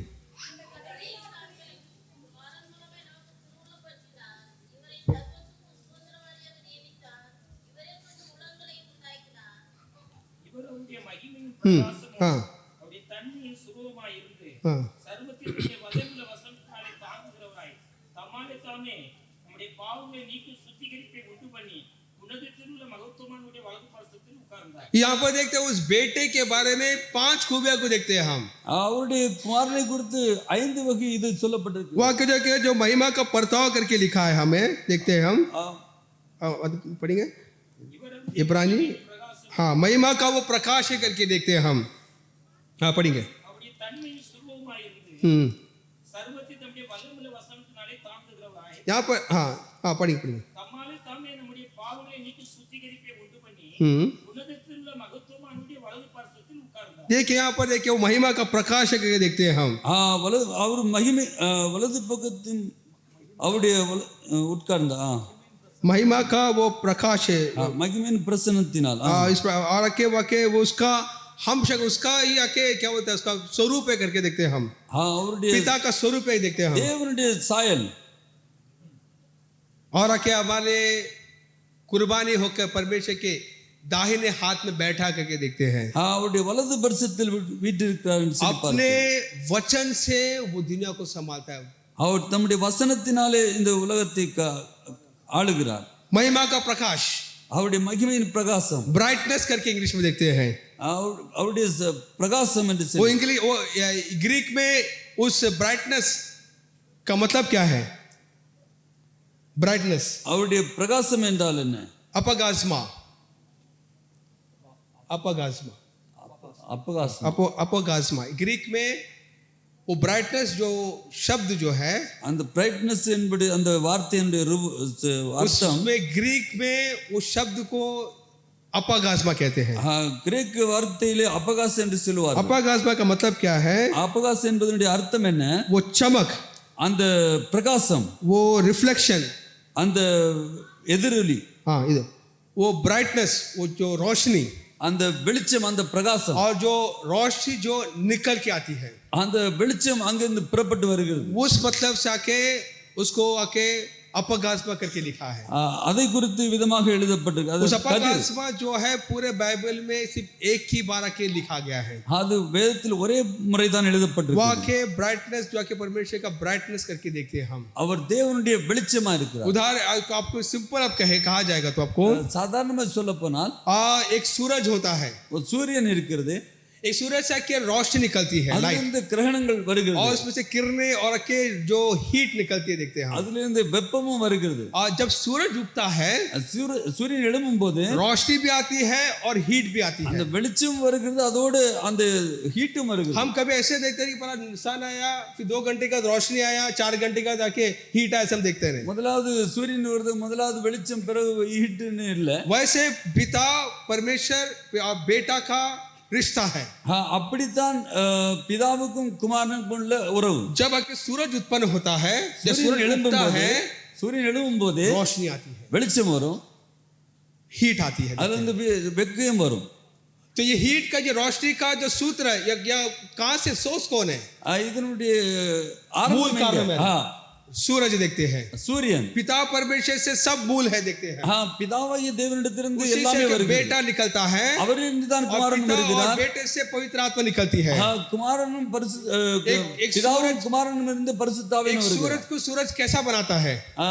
சூரிய किससे क्या आके सूरज बनता है? ஒரு சூரியனை எப்படி ஒரு சூரியனை உருவாக்க முடியும்? एक सूरज को लाइट होना चाहिए, ஒரு சூரியனிலே வெளிச்சம் இருக்க வேண்டும், हीट होना चाहिए। அதுல ஹீட் இருக்க வேண்டும். अगर सूरज में लाइट नहीं है, அங்க சூரியன்ல வெளிச்சம் இல்லைன்னா हीट नहीं है, அங்க ஹீட்டும் இருக்காது. इट्स नो मोर सन, அது वो सूरज नहीं हो सकता। அது சூரஜ் இருக்க முடியாது. उसी प्रकार अगर बेटा नहीं है, குமாரன் இல்லை என்றால், पवित्र आत्मा नहीं है, பவித்திர ஆத்மா இல்லை पिता என்றால், पिता नहीं हो பரிசுத்த सकता, ஆவி இல்லை என்றால், पिता पिता பிதாவும் नहीं हो இல்லை, सकता। இருக்க முடியாது. दे आर इंटरडिपेंडेंट है वो। இது எல்லாமே சேர்ந்து पिता से बेटा है, पवित्र आत्मा है, பிதாவிலிருந்து குமாரன் இருக்கிறார், वो है कि जो பரிசுத்த मूल ஆவி இருக்கிறார். कारण जो कि बेटा और के पवित्र आत्मा जो पिता और बेटा से निकलता है। இந்த மூன்றுமே எல்லாமே பிதாவிலிருந்து தான் வருகிறது. लेकिन अगर वो बेटा नहीं है तो, குமாரன் இல்லை என்றால், पवित्र आत्मा नहीं है तो, பரிசுத்த ஆவி இல்லை इज என்றால், नो मोर फादर। இங்க பிதாவும் இல்லை. बेटा है इसलिए बाप है, குமாரன் இருக்கிறபடினால் பிதாவும் बाप இருக்கிறார். इसीलिए कहा जाता है क्योंकि बेटा है। பிதா இருக்கிறபடினால தான் हम குமாரன் किसी भी இருக்கிறார். सूरज से इसको आगे पीछे नहीं कर सकते, இது எதையுமே நாம் முன்னால हम பின்னால் किसी भी தள்ள सूरज से முடியாது. नहीं कहते कि इसको बनाए करके, இது எப்படி क्योंकि वो உருவாயிற்று என்று சொல்லி. उत्पन्न हुआ है, அது தானாகி इज बॉर्न। தேவன் உருவாக்கி हमको सृष्टि किया गया है, நாம் हम உருவாக்கப்பட்டோம். आके पिता परमेश्वर के उसके सूरत में तो है हम, நாம் தேவனுடைய தற்சிருவம் அவருடைய சாயலின்படி இருந்தாலும், लेकिन हम सृष्टि किया गया है। நாம் உருவாக்கப்பட்டோம். मिसाल के तौर पर एक इंसान है, நாம் ஒரு மனிதன், बच्चा पैदा होता है, ஒரு மனிதன் ஒரு பிள்ளை பிறக்கின்ற हाँ, போது तो उसका बच्चा का वो नेचर, वो काइंड उसी का उसका सब्सटेंस है, उसका ही वो वस्तु है वो தன்னுடைய தகப்பனை போல் தான் அந்த பிள்ளை இருக்கும். पुरुष जो कि वही एक ही सब्सटेंस का है, ஒரே போல் தான் இருக்கும். लेकिन वो इंसान एक चित्र बनाता है, அவர் ஒரு உருவத்தை உருவாக்கும் वो போது चित्र उसके साथ दिखेगा, அவரை போல் தெரியும், लेकिन not of the same kind. அது சேமா இருக்க முடியாது, ஒரே மாதிரி वो இருக்கும், एक ही पदार्थ का नहीं है।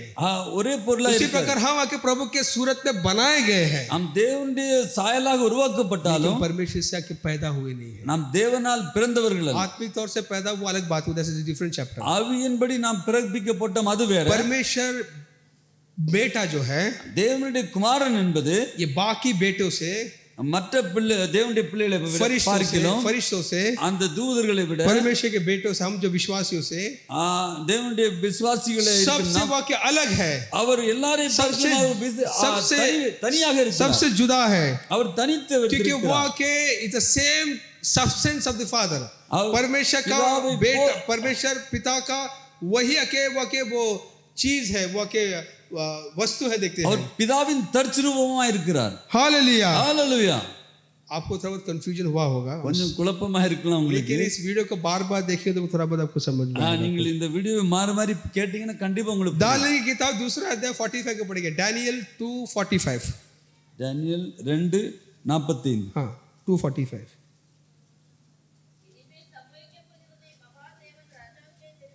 ம் 2:45 ஒரு கல் வெட்டுண்டு அப்படி இந்த அர்த்தம் அது ஒரு பாறை இருந்து கல் வெட்டி அது வந்து டேனியல் 2:45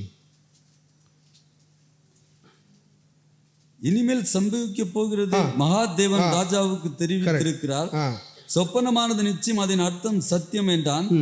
அப்பொழுது ராஜாவாகிய நேபுகாத்நேச்சார் இல்லையே படி அந்த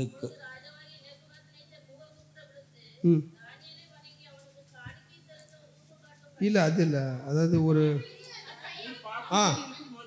கையால் பெயர்க்கப்படாத ஒரு கல் பெயர்ந்து உருண்டு வந்து அந்த சிலையை இரும்பும் களிமண்ணுமாகிய அதன் பாதங்களில் மோதி அவைகளை நொறுக்கி போட்டது. மறுபடி படிங்க சரியா கொஞ்சம். அது அப்பொழுது பார்த்து கொண்டிருக்கும் போது 34 பெயர்க்கப்படாத ஒரு கல் எங்க இருந்து பெயர்க்கப்படாத 34 மறுபடி படிங்க.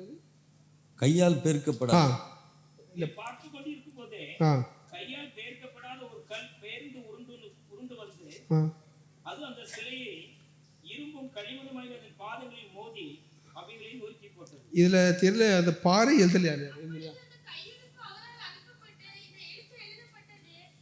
இல்ல அது இல்ல கரெக்ட் தான். ஆனா அந்த தமிழ்ல கன்ஃபியூஸ் பாறை மவுண்டன்ல இருந்து ஸ்டோன் வந்திருக்கு அப்படி. ஆக்சுவலி பாறையில இருந்து ஒரு கல் வந்தது அப்படி கல்லுன்னு தான் இதுல இருக்கு.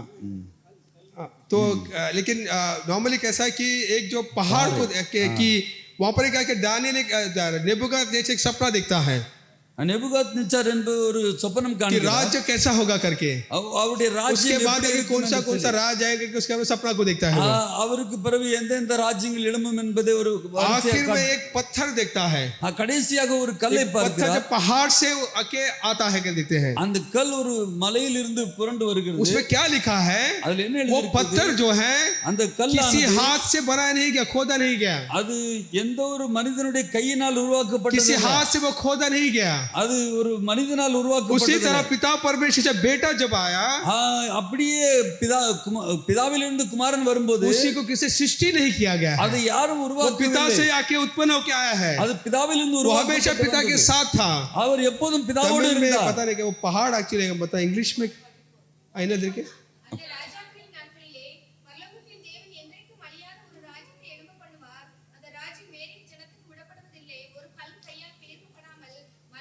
मले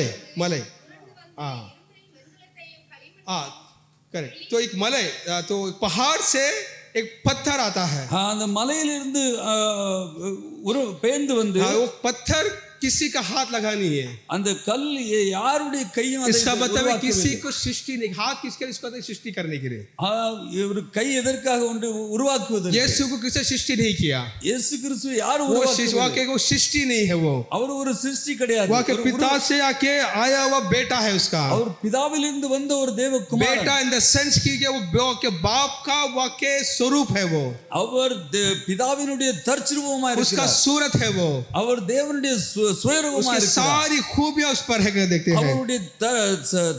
அவருடைய தன்மை அவருக்குள்ள இருக்கிறது. इस प्रकार के उसको अपागासमा करके हम हिब्रू में देखते हैं. अपना जो इब्रानी पहले अध्याय जो 3 वचन में देखा जैसा हमने अपागास என்று சொல்லப்பட்ட वो अपागासमा जो है कि हिब्रू के हमारे किताब में एक ही बार के वर्णन किया गया, लिखा गया है. அது வேதத்தில் ஒரே முறை தான் சொல்லப்பட்டிருக்கு. स्कॉलर्स का ये कहना है, எழுத்தாளர்களுடைய இதான் எழுத்தாளர்கள் இது स्कॉलर्स का वेद पंडित उनका कहना क्या है? वेद पंडितர்கள் ये अपागासमा ये शब्द जो है अपागास என்கிற அந்த சப்தம் ये शब्द कि और एक जगह पे लिखा है. இது இன்னொரு இடத்திலும் எழுதப்பட்டிருக்கு. या कि बाइबल में हमारा किताब नहीं है देखते हैं इसमें.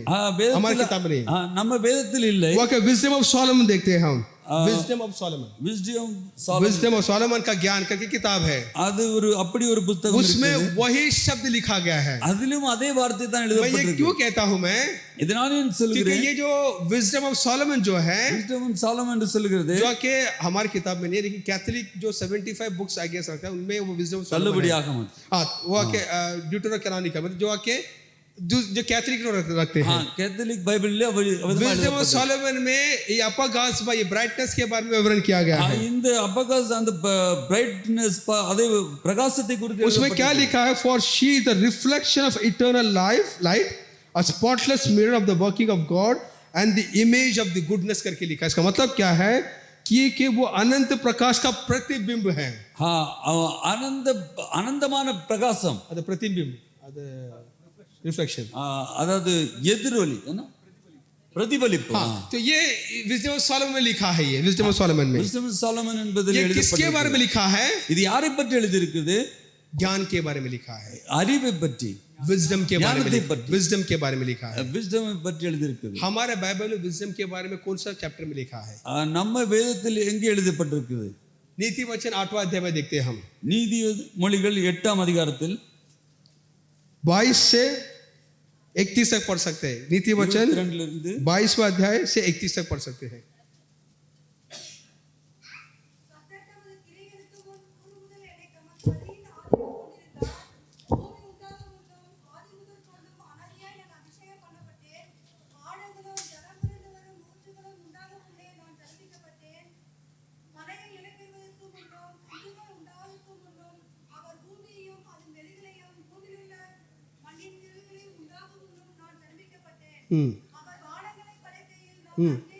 Yes.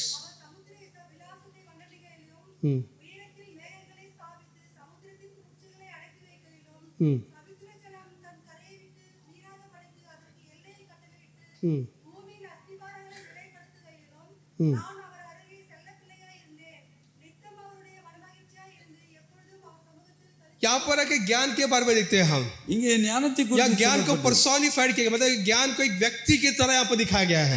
ஞானத்தை ஒரு ஆள் ரூபத்தில் यहाँ पर क्या लिखा कि यहोवा ने मुझे काम करने के आरंभ से मुझे आके मैं कहूँ करके ठहराए करके लिखा. देखते हैं ஆண்டவர் கர்த்தர் தமது கிரியைகளுக்கு பூர்வமாக என்னை தமது வழியின் ஆதியாக கொண்டிருந்தார். कर्ता सृष्टि करने से पहले वो पिता प्रभु के साथ था करके देखते हैं हम. அவர் எல்லாவற்றையும் உருவாக்கும் போது அவர் அவரோடு கூட विजडम करके, ये जो विजडम जो कहते हैं इंग्लिश में, விஸ்டம் என்று சொன்னால், ये जो हिब्रू में हुक्मा कहते हैं, हुक्मा, எபிரேவிலே हुक्मा என்று சொல்வார், या ग्रीक में उसको सोफिया कहते हैं हम. கிரேக்க வார்த்தை சோபியா என்று சொல்வார். ग्रीक, ये हिब्रू में हुक्मा जो वर्ड जो है, இந்த கிரேக்கத்துல हुक्मा என்று சொல்ற வார்த்தை या के फेमिनिन है, यानी स्त्रीलिंग है वो. அதாவது பெண்மையை குறிக்கும். हाँ, क्योंकि स्त्रीलिंग है करके देखते हैं हम. அது பெண்மையை குறிக்கும். वही ग्रीक में के सोफिया को भी फेमिनिन है, स्त्रीलिंग है. அது சோபியா என்று சொன்னாலும் அது பெண்மை தான். इसका कारण ये है, அதனுடைய காரணம் என்ன? क्योंकि हिब्रू में आके जो आके हर एक चीज का उला के एक जेंडर रखा है. हिब्रू ஒவ்வொரு வார்த்தைக்கும் ही और शी का टेबल को भी एक जेंडर है, ही करके ऐसा रखते हैं लोग. ஒவ்வொரு பொருளுக்கும் ஒரு வார்த்தை சொல்வாங்க. वो उनका ग्रामर हम तो स्कॉलर्स नहीं, तो அது நமக்கு தேவையில்லை. हुक्मा इज अ फेमिनिन. हुक्मा என்பது, लेकिन तमिल में वो देखते हैं, लेकिन अगर इंग्लिश में पढ़ते शी करके देखते हैं, हम देखते हैं इंग्लिश सी என்று சொல்வார்கள். अवल तमिल में पता नहीं कैसा है, अवल है क्या, लेकिन इंग्लिश में देखेंगे तो वो शी करके देखते हैं हम. इंग्लिशले सी என்று சொல்வார்கள். तो हम क्या देखते हैं, विजडम जो है, அந்த विजडम என்பது वो के पिता के साथ तरीके से इस दुनिया को बनाया करके देखते हैं. அவர் தேவனோடு கூட இருந்ததை वो पिता के உருவாக்கினார். साथ था, सारी दुनिया को बनाया करके देखते हैं. தேவனோடு கூட இருந்த உலகத்தை படைத்தார். मैं क्यों कहता हूं, நான் ஏன் இதை சொல்லுகிறேன்? क्योंकि विजडम का जो कार्य जो है, विजडम என்பதனுடைய காரியம் என்னவென்றால், इस प्रकार के नए नियम से भी जुड़ा हुआ है. அது அந்த வார்த்தையில் இணைந்துள்ளது. अगर वो विजडम के उस किताब को, अगर वो जो वचन जो पढ़े ना हमने, अब जो वचन पढ़े ना, அந்த वचन நாம் படித்தோம், उसको और यूहन्ना का पहला अध्याय को जोड़कर देखेंगे तो யோவான் எழுதின 1ஆம் அதிகாரத்தை उसमें कई जो आके वचन जो है के जुड़े रहेंगे, लिंक रहेंगे. अनेक வார்த்தைகள் அதில் இணைந்திருக்கும். उदाहरण के तौर पे 22वां अध्याय को पढ़े जरा, विजडम 8वां अध्याय 22, 8ஆம் அதிகாரம் 22. हाँ, तो शुरुआत से मैं थी करके देखते हैं हम. वही है कि यूहन्ना पहला अध्याय पहला वचन में देखते हैं, इन द बिगिनिंग परमेश्वर आके वचन जो है वो आरंभ में था करके हम देखते हैं हम. हाँ, யோவான் 1ஆம் அதிகாரத்தில் நாம் அதை பார்க்கிறோம். हाँ, पढ़िए यार.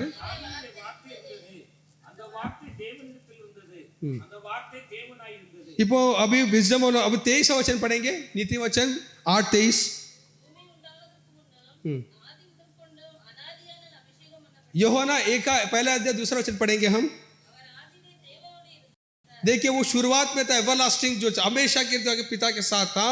यहाँ पर यूहन्ना के वचन के बारे में कहते हैं कि वह के मैं एवरलास्टिंग हमेशा पिता के साथ है करके हम देखते हैं. நான் எப்பொழுதும் பிதாவோடு கூட இருக்கிறேன் என்று சொல்லுகிறார். 30वां वचन पढ़ेंगे, 8:30. नीति वचन 8:30.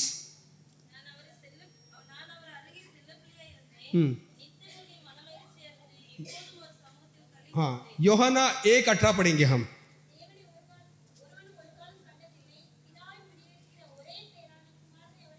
देखिए उसे इकलौता बेटा जो गोद में था, जो सब प्यारा था, उसके साथ था करके यहाँ पर आके हम यूहन्ना में देखते पहला अध्याय के 18 वचन में। தேவன் அவருடைய குமாரன் அவருடைய மடியில் இருந்தார் என்று சொல்லி आखिर में देखेंगे 35वां वचन, नीति वचन 8:35।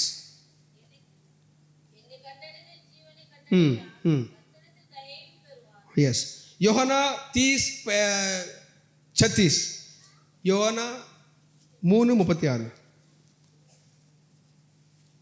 குமாரனிடத்தில் விசுவாசமாய் இருக்கிறவன் நித்திய ஜீவனை உடையவனாய் இருக்கிறான். हाँ, குமாரனில் விசுவாசியாதவனோ ஜீவனை காண்பதில்லை. देखिए यहाँ पर लिखा है कि जो मुझे पाता है वो जीवन को पाता है। हाँ। यहाँ पर यहाँ में लिखा है जो बेटा को पाता है उसको बस जिंदगी है करके देखते हैं। குமாரனுக்கு விசுவாசமா இருக்கிறவன் நித்திய ஜீவனை உடையவனா இருக்கிறான் என்று சொல்லி பார்க்கிறோம். हालेलुया। हालेलुया। ये वचन जो है, ये विजडम जो है, இந்த வசனம் ये कहाँ से आया है? இது எங்க இருந்து வந்தது? प्रभु के मुंह से आया है। கர்த்தருடைய வாயிலிருந்து जब வந்தது. प्रभु जब बातें करता है क्या आता है?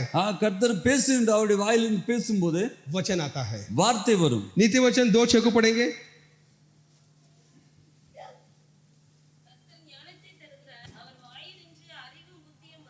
उसके जुबान से कि बुद्धि और ज्ञान आता है करके देखते हैं हम। அவர் வாயிலிருந்து அறிவும் புத்தியும் வரும். यिर्मयाह 10:12 को पढ़ेंगे।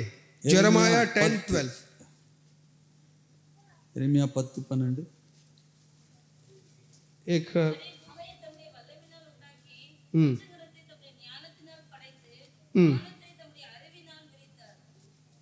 बाय विजडम, ज्ञान से प्रभु ने दुनिया को बनाया करके देखते हैं हम। தம் ஞானத்தினால் வானத்தை விரித்தார். उसने अपने कुदरत से जमीन को बनाया, उसने अपनी हिकमत से ज्ञान से जहां को कायम किया करके देखते हैं। அவர் தம்முடைய ஞானத்தினாலே வானத்தை விரித்தார் என்று சொல்லி பார்க்கிறோம். उसके बारे में पौलुस क्या कहता है? அதை குறித்து பவுலஸ் என்ன சொல்கிறார்? 1 कुरिन्थियस 1:22।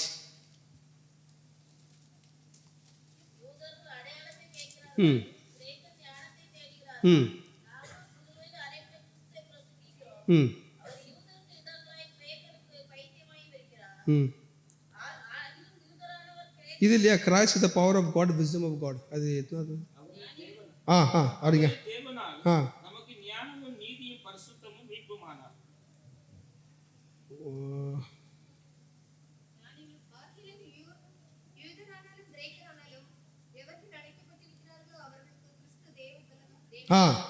தேவ பலனு எத்தனாவது அதிகாரம்? எத்தனாவது வசனம்? 24 மறுபடியும் படிங்க சிஸ்டர்.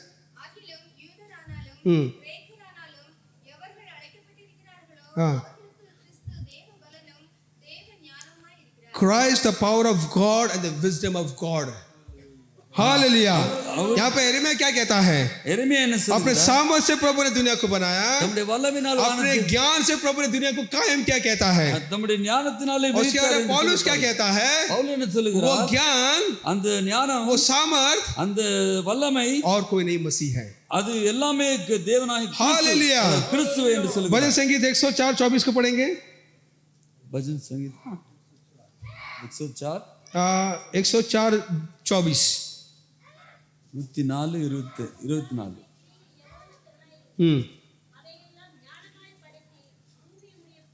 अपने ज्ञान से प्रभु ने दुनिया को बनाया करके देखते हैं। ஞானமாக தேவன் உலகத்தை मैं ये सब क्यों कहता हूँ? நான் ये कि ज्ञान के बारे में आपको क्यों कहता हूँ मैं? ஞானத்தை பற்றி ஏன் क्योंकि சொல்லுகிறேன்? नए नियम है कि ज्ञान के बारे में देखते हैं, ஞானத்தை குறித்து இங்கே और नए नियम है कि उस ज्ञान को मसीह के साथ जोड़ते हैं। அந்த ஞானம் விதமாக वो ज्ञान கிறிஸ்துவோடு இணைக்கப்படுகிறது. वो ज्ञान जो है, அந்த ஞானமானது, वो परमेश्वर का बेटा जो है, அந்த தேவனுடைய குமாரனானவர் वो पिता के साथ शुरुआत में आरंभ से था। தேவனோடு ஆதி முதற் கொண்டு He is இருக்கிறார். the co-creator, जो पिता के साथ तरीके से क्रिया किया, वो அவர் कैसे बनाया பிதாவோடு करके। சேர்ந்து அந்த எல்லாவற்றையும் உருவாக்கினார். इतने बजे और एक चौंकाने वाली बात हम देखते हैं, இன்னொரு ஆச்சரியமான காரியம் என்ன? और एक आश्चर्य के काम को देखते हैं हम। இன்னொரு ஆச்சரியமான காரியம் मत्ती என்ன? किताब மத்தேயு எழுதின சுவிசேஷம் 23वां अध्याय 13ஆம் அதிகாரம் 29 से 29 to 34 पढ़ेंगे हम। 29 மத்தேயு 23 23 மத்தேயு 23 29 to 34.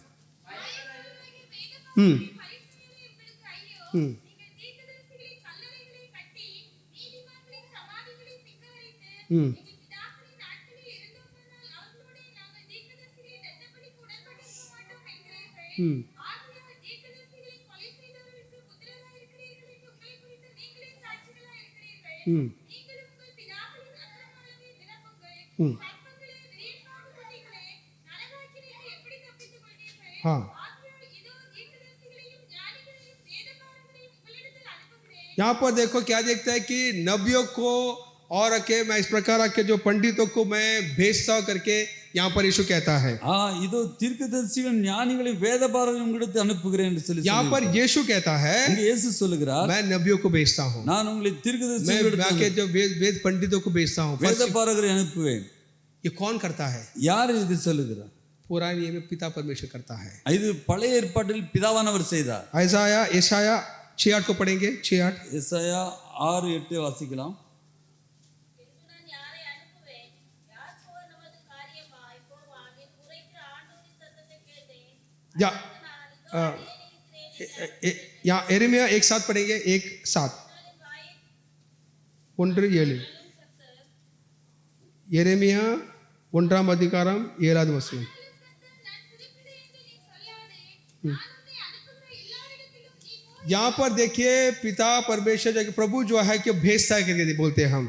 பிதாவானவர் அவரை அனுப்புகிறதை பார்க்கிறோம். लेकिन और एक आश्चर्य की बात यह है இன்னொரு ஆச்சரியம், वही वचन वही वचन அதே வார்த்தை, वही जो कि सीन அதே இந்த दृश्य அந்த படம் लूका में देखते हैं। அது நாம் லூக்காவிலே लूका பார்க்கிறோம். की किताब லூக்காவின் புத்தகம் 11वां अध्याय 11ஆம் அதிகாரம் 46 to 51 पढ़ेंगे। 46 to 51 46 இருந்து 51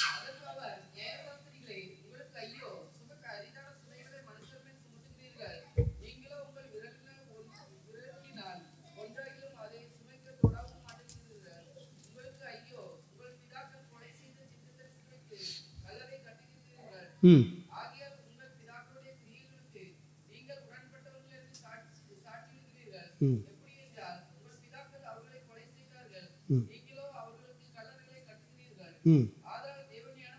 और या देव ज्ञानमान पढ़ी मறுபடி அதனால் தேவ ஞானமானது. हाँ यहाँ पर देखते हैं, यहाँ पर प्रभु यीशु कहते हैं इसलिए मैं प्रभु का ज्ञान को मैं भेज के प्रभु का ज्ञान ने विजडम ने क्या किया, नबियों को भेजा करके देते हैं हम। தேவ ஞானமானது தீர்க்கதரிசிகளையும் அப்போஸ்தலர்களையும் அவரிடத்தில் इसलिए प्रभु का हिकमत ज्ञान ने कहा है कि मैं नबियों को रसूलों को उनके पास भेजूंगा करके कहते हैं। ஞானமானது நான் தீர்க்கதரிசிகளையும் அப்போஸ்தலர்களையும் मत्ती में देखते हैं, मत्ती में देखते हैं மத்தேயுல என்ன பார்க்கிறோம், यीशु कहते हैं मैं भेजता हूं करके। நான் அனுப்புகிறேன் जो என்று पुराने में जो आके आप देखते हैं कि जब प्रभु भेजता है। பழைய ஏற்பாட்டிலே பிதாவானவர் அனுப்புகிறார். लूका में देखते हैं லூக்காவில் பார்க்கின்ற போது प्रभु का ज्ञान जो है தேவனுடைய ஞானமானது, wisdom of God தேவனுடைய ஞானமானது sends prophets, वो आके தீர்க்கதரிசிகளை नबियों को भेजता है। அனுப்புகிறது. तो प्रभु क्या कहना चाहता है? கர்த்தர் இங்க என்ன சொல்ல விரும்புகிறார்? जो पुराने में जो प्रभु जो नबियों को भेजता है பழைய ஏற்பாட்டிலே அந்த தீர்க்கதரிசி அனுப்புகிறவர் वो मैं हूँ। அது நான் என்று சொல்லுகிறார். जो नए नियम में जो मैं भेजता हूँ, जो प्रभु जो नबियों को भेजता हूँ, புதிய ஏற்பாட்டில் ஞானிகளை அனுப்புகிறது, जो विजडम जो है ज्ञान जो है ஞானமானது वो मैं हूँ कहता है। நான் என்று சொல்லி He அங்கே is the சொல்லப்பட்டது. wisdom of God, परमेश्वर का ज्ञान वही है, தேவ ஞானம் நான் वही என்று சொல்லுகிறது. परमेश्वर का सामर्थ्य करके देखते हैं हम। அதுதான் தேவனுடைய வல்லமை என்று और एक சொல்லுகிறது. बात देती है ये जो परमेश्वर का जो परमेश्वर का बेटा जो है, தேவனுடைய குமாரனானவர், जैसा आपने देखा कि परमेश्वर का स्वरूप है वो, அவர் தேவனுடைய पिता சுயரூபமா परमेश्वर का स्वरूप है, பிதாவினுடைய சுயரூபமா उसका இருக்கிறார். के उसका खूबियां उसमें भरा हुआ है, அவருடைய தன்மை அவருக்குள் उसका நிறைந்திருக்கு. सारा नेचर उसमें है, அவருடைய சுயரூபம் ईश्वरता அவருக்குள் का இருக்கு. सारे खूबियां उसमें है। அவருடைய தற்சுரூபம் அவருக்குள் वो இருக்குது. वो कब वो आके अनंत काल से करके देखते हैं, அவர் அனந்த காலமா उसका ऐसा இருக்கிறார். कोई वक्त जो नहीं था करके। அவர் ஒருபோதும் இல்லை என்று சொல்லி उसे இல்லை. யோவாन बड़ी खूबसूरत से कहता है। யோவான் அதை குறித்து ரொம்ப அழகாக யோவான் வர்ணிக்கிறார். पहला अध्याय पहला वचन फिर से पढ़ेंगे हम। யோவான் 1ஆம் அதிகாரம் 1ஆம் வசனத்தை வாசிக்கலாம். ஆதியிலே வார்த்தை இருந்தது. हम्म। அந்த வார்த்தை தேவனிடத்தில் இருந்தது. அந்த வார்த்தை தேவனாய் இருந்தது.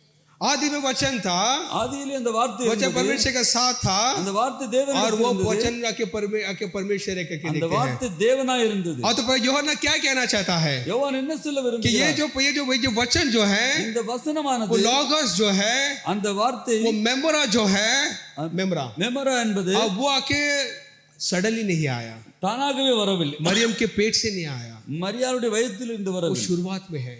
அவர் ஆதியிலே இருக்கிறார். उत्पत्ति में है वो, அவர் ஆரம்பத்திலே उत्पत्ति में இருக்கிறார். उसी ने दुनिया को बनाया, அவர் எல்லாம் தேவனோடு இருந்து அவர் पिता உருவாக்கினார். के साथ था, பிதாவோடு கூட இருந்தார். पिता कहा बेटा ने किया, பிதா சொல்ல குமாரன் செய்தார். वही जाके जो प्रभु का ज्ञान है, அதுதான் தேவனுடைய वही ஞானம், परमेश्वर का विजडम है वो, அதான் தேவனுடைய वही wisdom. परमेश्वर का सामर्थ है वो। அதான் தேவனுடைய பலனா இருக்கு. हालेलुया। ஹalleluya. हम किसी इंसान को नहीं मानते, நான் ஒரு மனிதனை நம்புவதில்லை. यीशु सिर्फ इंसान नहीं है, அவர் ஒரு மனிதன் கிடையாது. एक वक्त पर इतिहास में इंसान बनकर आया, ஒரு வேளை அவர் ஒரு சமயம் அவர் மனிதனாக अपने महिमा को, अपने ईश्वरत्व को, தம்முடைய தெய்வத்துவம் தம்முடைய மகிமையை விட்டு வந்தார். लेकिन इसका ओरिजिन कहां से हुआ, इस कब से कहां से शुरू हुई इसकी, அவருடைய எங்கே ஆரம்பமானது नहीं है। கிடையாது.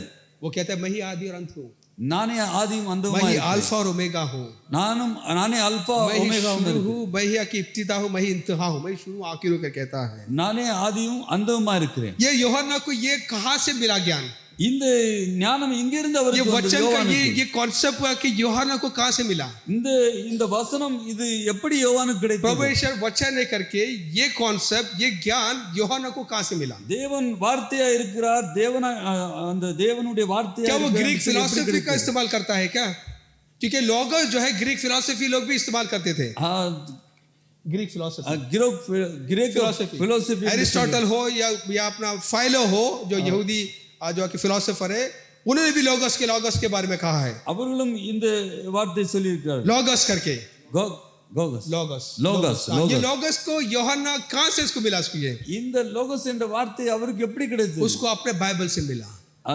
வேதத்திலிருந்து उसको अपने हिब्रू स्क्रिप्चर से मिला, இப்ரேய வார்த்தையிலிருந்து क्योंकि கிடைத்தது. यूहन्ना यहूदी है, யோவான் யெகூதியா उसको இருந்தார். अपने स्क्रिप्चर के बारे में अच्छी तरह पता है, அவர் யூதனா இருந்தபடியால் அவருக்கு எல்லாம் தெரியும். यहूदियों को अच्छी तरह पता है யூதர்களுக்கு कि நன்றாக परमेश्वर के தெரியும். साथ साथ और एक यहोवा है, தேவனோடு கூட இன்னொரு யெகோவா यहोवा के இருக்கிறார். साथ और एक यहोवा है, யெகோவாவுக்கு கூட இன்னொரு யெகோவா यहोवा இருக்கிறார். की तरफ बात करता है, அவர் யெகோவாவை போல यहोवा के பேசுவார். बिहाफ पे बात करता है, அவரை போல और यहोवा பேசுவார். जैसे बात करता है யெகோவாவை वही यहोवा है। அவர் யெகோவாவே இருக்கிறார். हालेलुया। ஹalleluya. वही लोगस जो है அந்த லோகஸ் என்பவர் अब्राहम को मिला, அந்த வார்த்தை தான் ஆபிரகாம் கிடைத்தது. वही लोगस जो है அந்த லோகஸ் தான் सैमुएल को मिला, சாமுவேலுக்கு கிடைத்தது. वही लोगस जो है அந்த லோகஸ் என்பவர் यिर्मयाह ने देखा, देखते हैं எரேமியாவும் பார்த்தார். उत्पत्ति की किताब ஆதியாகமம் 15 अध्याय 15 पहला से 6 तक पढ़ेंगे, जेनेसिस 15 1 से 6। परमेश्वर का वचन आके अब्राहम को दर्शन में आया कर देखते हैं, தேவனுடைய வார்த்தை ஆபிரகாமுக்கு தரிசனத்திலே கிடைத்தது. the word of the Lord came with a vision। தேவனுடைய வார்த்தை. दर्शन का मतलब क्या है, தரிசனம் என்னுடைய அர்த்தம் என்ன? समथिंग यू सी, அதை பார்க்கிறார், कुछ देखते हो आप, அதை பார்க்கிறது. परमेश्वर का वचन दर्शन में आया करके देखते हैं। கர்த்தருடைய அந்த வார்த்தை அவருக்கு தரிசனத்தில் வந்தது. चौथा वचन पढ़े 4।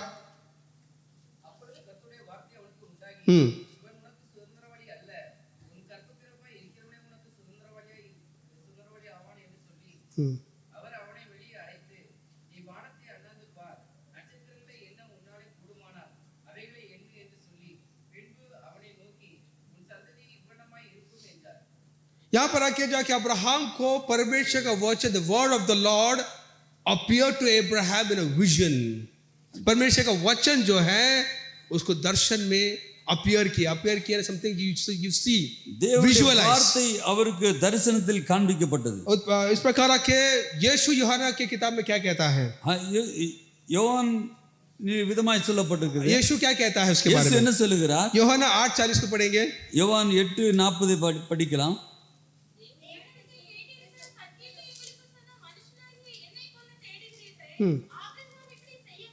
but Abraham did not do such thing। Abraham को यीशु कब मिला, ஆபிரகாமுக்கு எப்படி இயேசுக்கு अब्राहम के 2000 साल पहले का है, ஆயிரக்கணக்கான வருஷத்துக்கு 2000 साल पहले का अब्राहम है।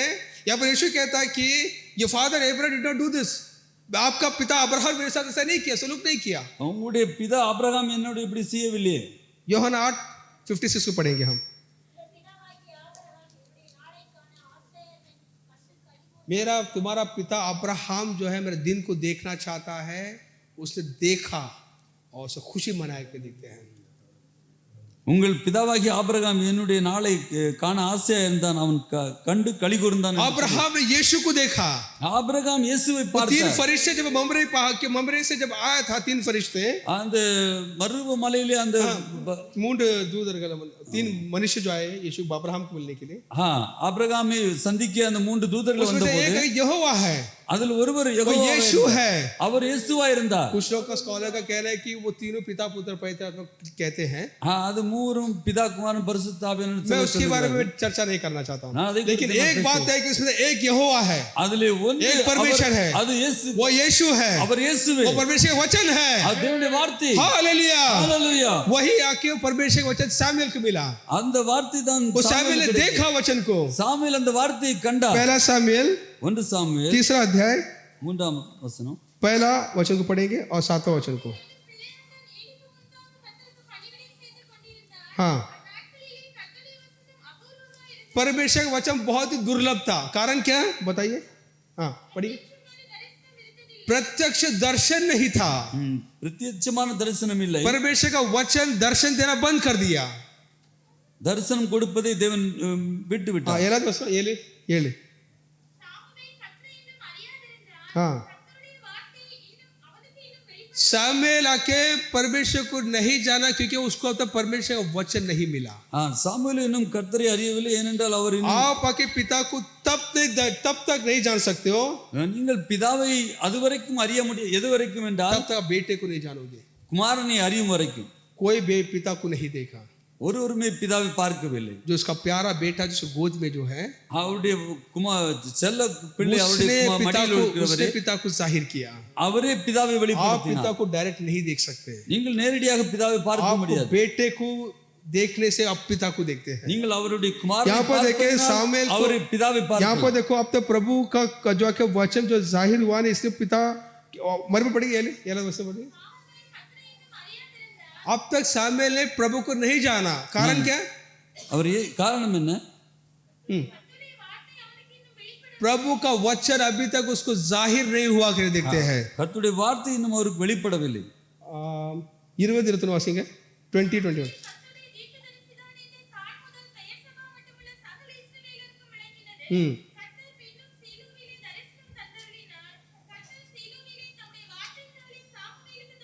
प्रभु ने सामुएल को परमेश्वर के वचन से अपने आप को जाहिर किया।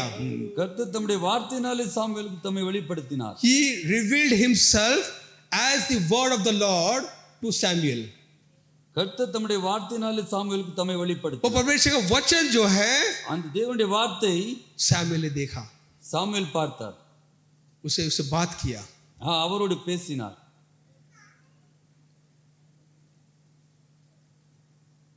परमेश्वर का वचन यिर्मयाह को मिला देखते हैं हम। கர்த்தருடைய வார்த்தை எரேமியாவுக்கு கிடைத்தது என்று यिर्मयाह पहला अध्याय எரேமியாவின் புத்தகம் 4-5 को पढ़ेंगे, 4-5 को मறுபடி पढ़ेंगे, सुबह पढ़ेंगे। परमेश्वर का कर्तुर्य கர்த்தருடைய வார்த்தை எனக்கு உண்டாகி कर्तुर्य वचन वार्ते हाँ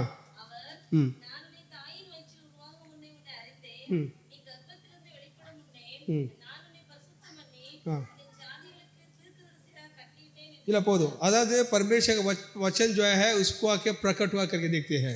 கர்த்தருடைய வார்த்தை அவருக்கு உண்டாயிற்று. अभी कैसा पता चला? सिर्फ शब्द सुना या सो देखा करके, ஒரு சத்தம் கேட்டது, நான் அதை பார்த்தேன் என்று சொல்லி कैसे हम साबित करेंगे कि जो यिर्मयाह ने जो वचन, जो परमेश्वर का वचन जो आया, எரேமியாவுக்கு வந்த அந்த वो வார்த்தை वचन वाक्य सिर्फ वाक्य एक व्यक्ति था या सिर्फ सुना उसने? ஒரு நபரா இருந்ததா இல்ல அவர் கேட்டாரா? 9वां अध्याय को पढ़ेंगे, 9वां वचन को। 9ஆம் வசனத்தை प्रभु ने अपने हाथ को बढ़ा कर देखते हैं। यहाँ पर देखते हैं कि परमेश्वर का वचन यिर्मयाह को मिला, கர்த்தருடைய வார்த்தை எரேமியாவுக்கு கிடைத்தது. अपने हाथ को बढ़ाया, उसको होठों को छुआ देखते हैं। கர்த்தர் தமது கரத்தை நீட்டி என் வாயை தொட்டு என்று अगर சொல்லி, सिर्फ खाली वचन होता है उसको हाथ पैर है क्या? அவருக்கு என்ன கை கால் உண்டா? ये व्यक्ति है, पर्सोनिफाइड। ये परमेश्वर वचन जो है उसने यिर्मयाह को देखा, दिखाई दिया देखते हैं हम।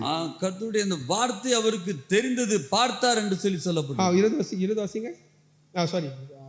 तो यहाँ पर देखते हैं कि परमेश्वर वचन जो है वह के यिर्मयाह को आके प्रत्यक्ष उसने दर्शन देखा, जैसे अपना हाथ को बढ़ा कर एरेमिया को छुआ करके देखते हैं हम। அந்த வார்த்தை அவரை தொட்டது விதமாய் தொட்டது என்று சொல்லி பார்க்கிறோம். हालेलुया। ஹalleluya. इसे परमेश्वर का वचन जो है आदि से है, वो அந்த வார்த்தை ஆதியிலே आदि से जगह परमेश्वर साथ दुनिया को बनाया। அவர் ஆதியிலே தேவனோடு இருந்தது எல்லாவற்றையும் उरुवाக்கினார். और एक चीज आपको बता रही कि इन्फॉर्मेशन देना चाहता आपको मैं, இன்னும் ஒரு காரியத்தை உங்களுக்கு தெரிய ज्यादा விரும்புகிறேன். मैं 5 मिनट लूंगा। ஒரு 5 நிமிஷம் எடுங்க. हालेलुया। ஹalleluya. आकी जो बाइबल जो है அந்த பைபிள் ஆனது आकी जाकी आमतौर पे हिब्रू में है, इब्रानी में है।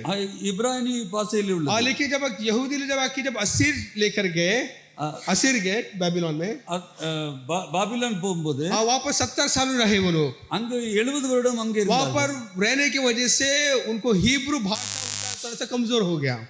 இப்ரே வார்த்தை அவர்களுக்கு மிகவும் वहाँ पर रहने से क्या हुआ कि वो लोग अरमेक भाषा बोलने लगे। அங்கே இருக்கின்ற வேளையில் அவர்கள் அரமைக் பாஷையை பேச अभी ஆரம்பித்தார்கள். उनको जो बाइबल का वचन स्क्रिप्चर जाके उनको सिखाने के लिए उनको वो बाइबल को अरमेक में उनको ट्रांसलेट करना पड़ रहा था। அவர்கள் அங்கே அது வேதத்தை கற்றுக்கொள்வதற்கு அரமைக்கு பாஷையிலே மாற்றப்பட்டது. उसे टारगम कहते हैं। அது டார்கம் என்று சொல்வார்கள். टारगम का मतलब क्या है? டார்கம் என்றால் என்ன? हिब्रू बाइबल जो है இப்ரே பைபிள் उसे अरमेक बाइबल में आके ट्रांसलेट करते हैं। அரமைக்கு மொழியில் அதை ट्रांसलेट करते उससे आके एक्सेजिट करते और भी ज्यादा उसको विवरण करके लिखते हैं। அது ரொம்ப விளக்கமாக उसे எழுதுவது. एक्सप्लेन करके लिखते हैं वो लोग। அது ரொம்ப விளக்கமாக விளக்கி எழுதுது.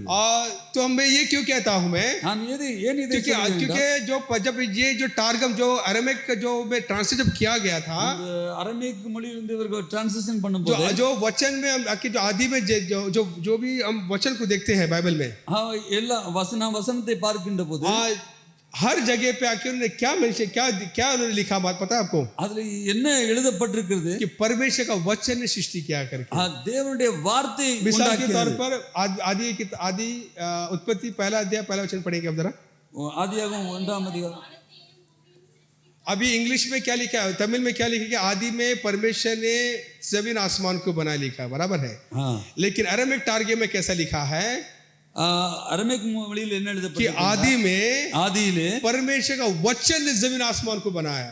ஆண்டவருடைய வசனம் வானத்தை பூமி और உண்டாக்கியது. एक टारगम में लिखा परमेश्वर का ज्ञान ने जमीन आसमान को बनाया करके। இன்னொரு மொழிபெயர்ப்பிலே தேவனுடைய ஞானமானது வானத்தை பூமி உண்டாக்கினது. जब मूसा को जब उस झाड़ी से जब प्रकट हुआ था, மூசேக்கு அந்த मुठछड़ीले दर्शनமாகும் போது टारगम में लिखा है कि परमेश्वर का मेमरा, उसका वचन आके उससे बात किया करके देखते हैं। தேவனுடைய வார்த்தை அவரோடு வந்து பேசினார். टारगम में लिखा है कि जो परमेश्वर का वचन है इंसान को उसकी अपने सूरत में बना करके लिखा है। டார்கமிலே விதமா எழுதப்பட்டிருக்கு தேவனுடைய வார்த்தை மனிதனோடு வந்து பேசினது. यहूदी को अपने स्क्रिप्चर अच्छी तरह पता है। யூதர்களுக்கு वो उनको अच्छी तरह पता है कि क्या है करके। அவர்களுக்கு நன்றாக தெரியும். யோहाना एक यहूदी है। யோவானா வந்து ஒரு उसको யூதன். अपने किताब के बारे में अच्छी तरह पता है। அவருக்கு அந்த புத்தகத்தை பற்றி वो நன்றாக आदि में தெரியும். वचन लिखने का कारण क्या है? ஆதியிலே வச்சன் என்று சொல்லி लोगोस அவர்கள் शब्द इस्तेमाल करने का कारण क्या है? அந்த வார்த்தையை உபயோகிப்பதற்கு காரணம் என்ன? क्योंकि यहूदी को पहले ही सब पता है। யூதர்களுக்கு அது यहूदी मानते முதல்ல हैं நன்றாக वचन தெரியும். है करके, इस जमीन को बनाया करके, पता है सबको। தேவனுடைய அந்த வார்த்தை உலகத்தை உண்டாக்கினது என்று சொல்லி அவர்கள் लेकिन நன்றாக ये चीज தெரியும். वो जो नहीं मानते हैं, नहीं मानेंगे, அந்த வார்த்தையை அவர்கள் நம்ப மாட்டார்கள். वो क्या है कि परमेश्वर वचन जो है தேவனுடைய வார்த்தை என்பது वो देहधार बना, அது वो इंसान बना। அவர் தேவனோடு இருந்தார். एक यहूदी को அத மனிதனாக அதை உருவானது அவங்க நம்பவில்லை. एक यहूदी को अगर यूहन्ना किताब देंगे ना, ஒரு யூதர் இடத்திலே पहला अध्याय पढ़ने बोलेगा ना, யோவான் எழுதின 1ஆம் அதிகாரத்தை वो படிக்க सबको हालेलुया बोलेगा, आमीन आमीन, हाँ परमेश्वर वचन पहले था, उसे सृष्टि किया, ओके गुड, अच्छी बात है। எல்லாமே சரி என்று சொல்வார்கள். लेकिन 14 वचन में नहीं मानेंगे वो। அந்த 4வது வசனத்தை அவர்கள் நம்ப மாட்டார்கள். 14 that word became flesh। அந்த 14வது வார்த்தை அவர்கள் நம்ப மாட்டார்கள். प्रभु कैसा इंसान बन सकता है?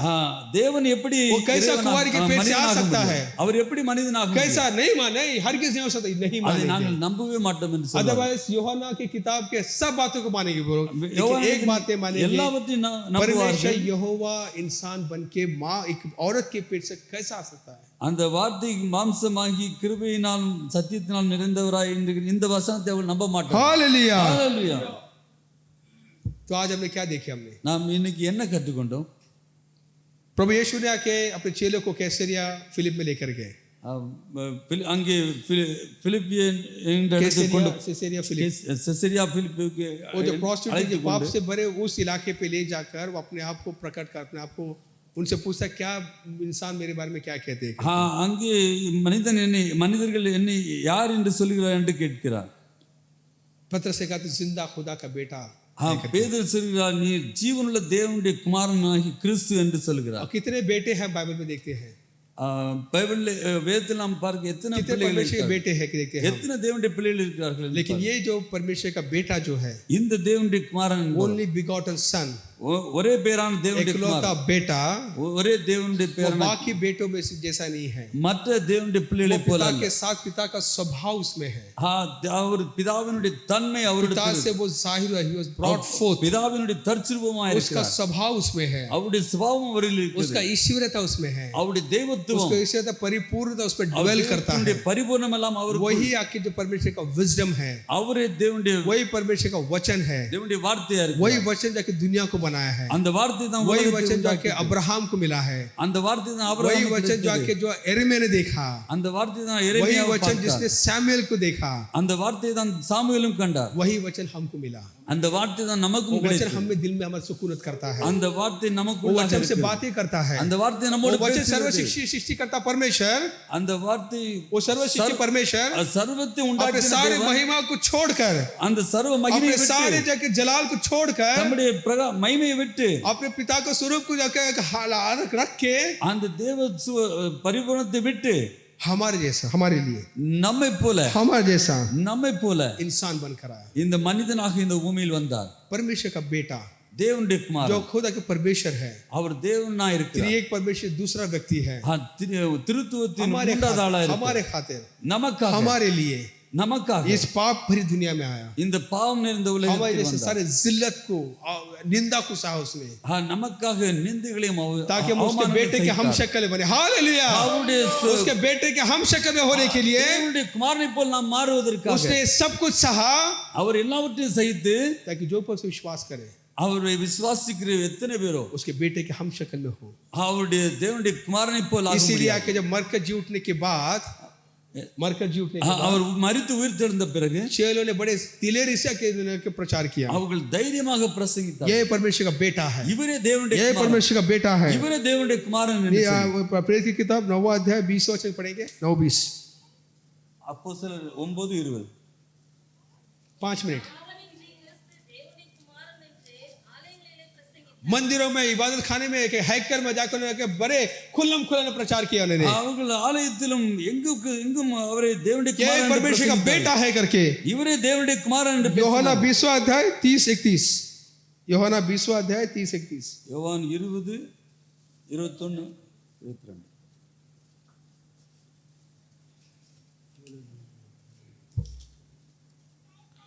20ஆம் அதிகாரம் 30-31 வேறு அநேக அற்புதங்களை பேசி தம்முடைய சீசருக்கு முன்பாக செய்தார். இயேசு தேவனுடைய குமாரனாகிய கிறிஸ்து என்று நீங்கள் விசுவாசிக்க முடியாகவும் விசுவாசித்து அவருடைய நாமத்தினாலே நித்திய ஜீவனை அடையபடியாகவும் இவைகள் எழுதப்பட்டிருக்கிறது. ताकि अब ये जाने कि ये परमेश्वर का बेटा बसे करके जानने के ये सब लिखा के देखते हैं हम இயேசு கிறிஸ்துவை நீங்கள் தேவனுடைய குமாரன் என்று விசுவாசிக்கும்படியாகவே ये लिखा இவையெல்லாம் है எழுதப்பட்டிருக்கு. हालेलुया ஹalleluya. मैं आखिर में संदेश खत्म करना चाहता हूँ நான் என்னுடைய செய்தியை முடிக்க விரும்புகிறேன். एक नाइसिन क्रीड से एक भाग में पढ़ना चाहता हूँ मैं नाइसिन क्रीड நைசன் கிரீட் ये मैं என்ற शुरुआत में पढ़ना चाहता मैं भूल गया मेरे से दिमाग से निकल ஒரு गया காரியத்தை நான் படிக்க वो इसमें इस तरीके से लिखा है அது விதமா எழுதப்பட்டிருக்கு. I believe in one God, the Father Almighty, maker of heaven and earth, and of all things visible and invisible, and in one Lord Jesus, the only begotten Son of God, begotten of the Father, before all world, God of God,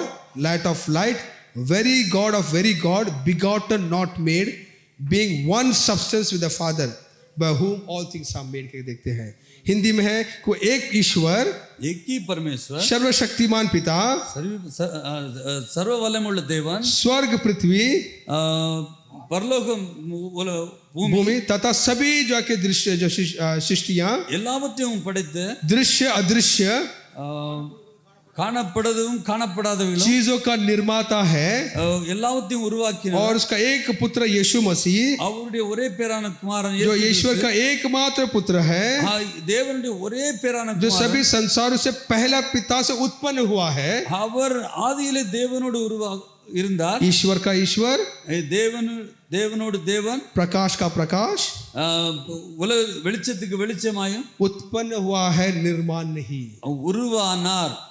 அவர் அதாவது அவர் இருக்கிறார், इनका उरुवाकपड़विल्लै உருவாக்கப்படவில்லை. पिता के साथ एक पदार्थ பிதாவோடு substance. ஒன்றாக ஒரே தன்மையுடையவராய் होने के कारण இருப்பதினால் जिसके द्वारा सभी चीजें बनाई गई है அவர் மூலமாய் எல்லாம் உருவாக்கப்பட்டது. पिता और बेटा एक ही सब्सटेंस का है பிதாவும் குமாரனும் ஒரே போல जैसा ஒரே மாதிரி. सूरज से किरणें और जो हीट निकलती है சூரியனிலிருந்து வெளிச்சமும் அந்த வெக்கையும் வருகிறது वो போல अलग अलग सब्सटेंस से वो एक ही सब्सटेंस से निकलती है ஒரே சூரியனிலிருந்து தான் வருகிறது. मेरा बेटा मेरा सब्सटेंस है என்னுடைய குமாரன் என்னுடைய इनका बच्चे इनका सब्सटेंस है यानी हम सब एक ही सब्सटेंस है हम सब ह्यूमन बीइंग है நாம் எல்லாம் ஒரே போல இருக்கிறோம். यीशु डिवाइन बीइंग है இயேசு தெய்வீக वो कि पिता का बराबर है पिता जैसा है पिता है அவர் பிதாவை போல் இருக்கிறார், पिता பிதாவுக்கு का சமமான स्वरूप है कर देखते हैं பிதாவின் சுயரூபமாய் इसलिए हम ट्रिनिटी कहते हैं இதனால தான் நாம் त्रिएक परमेश्वर कहते हैं परमेश्वर एक ही है தேவன் ஒருவரே तीन व्यक्ति में जाहिर होता है மூன்று பிரகாரமாக इस வெளிப்படுது. प्रकार इससे और भी उसके बारे में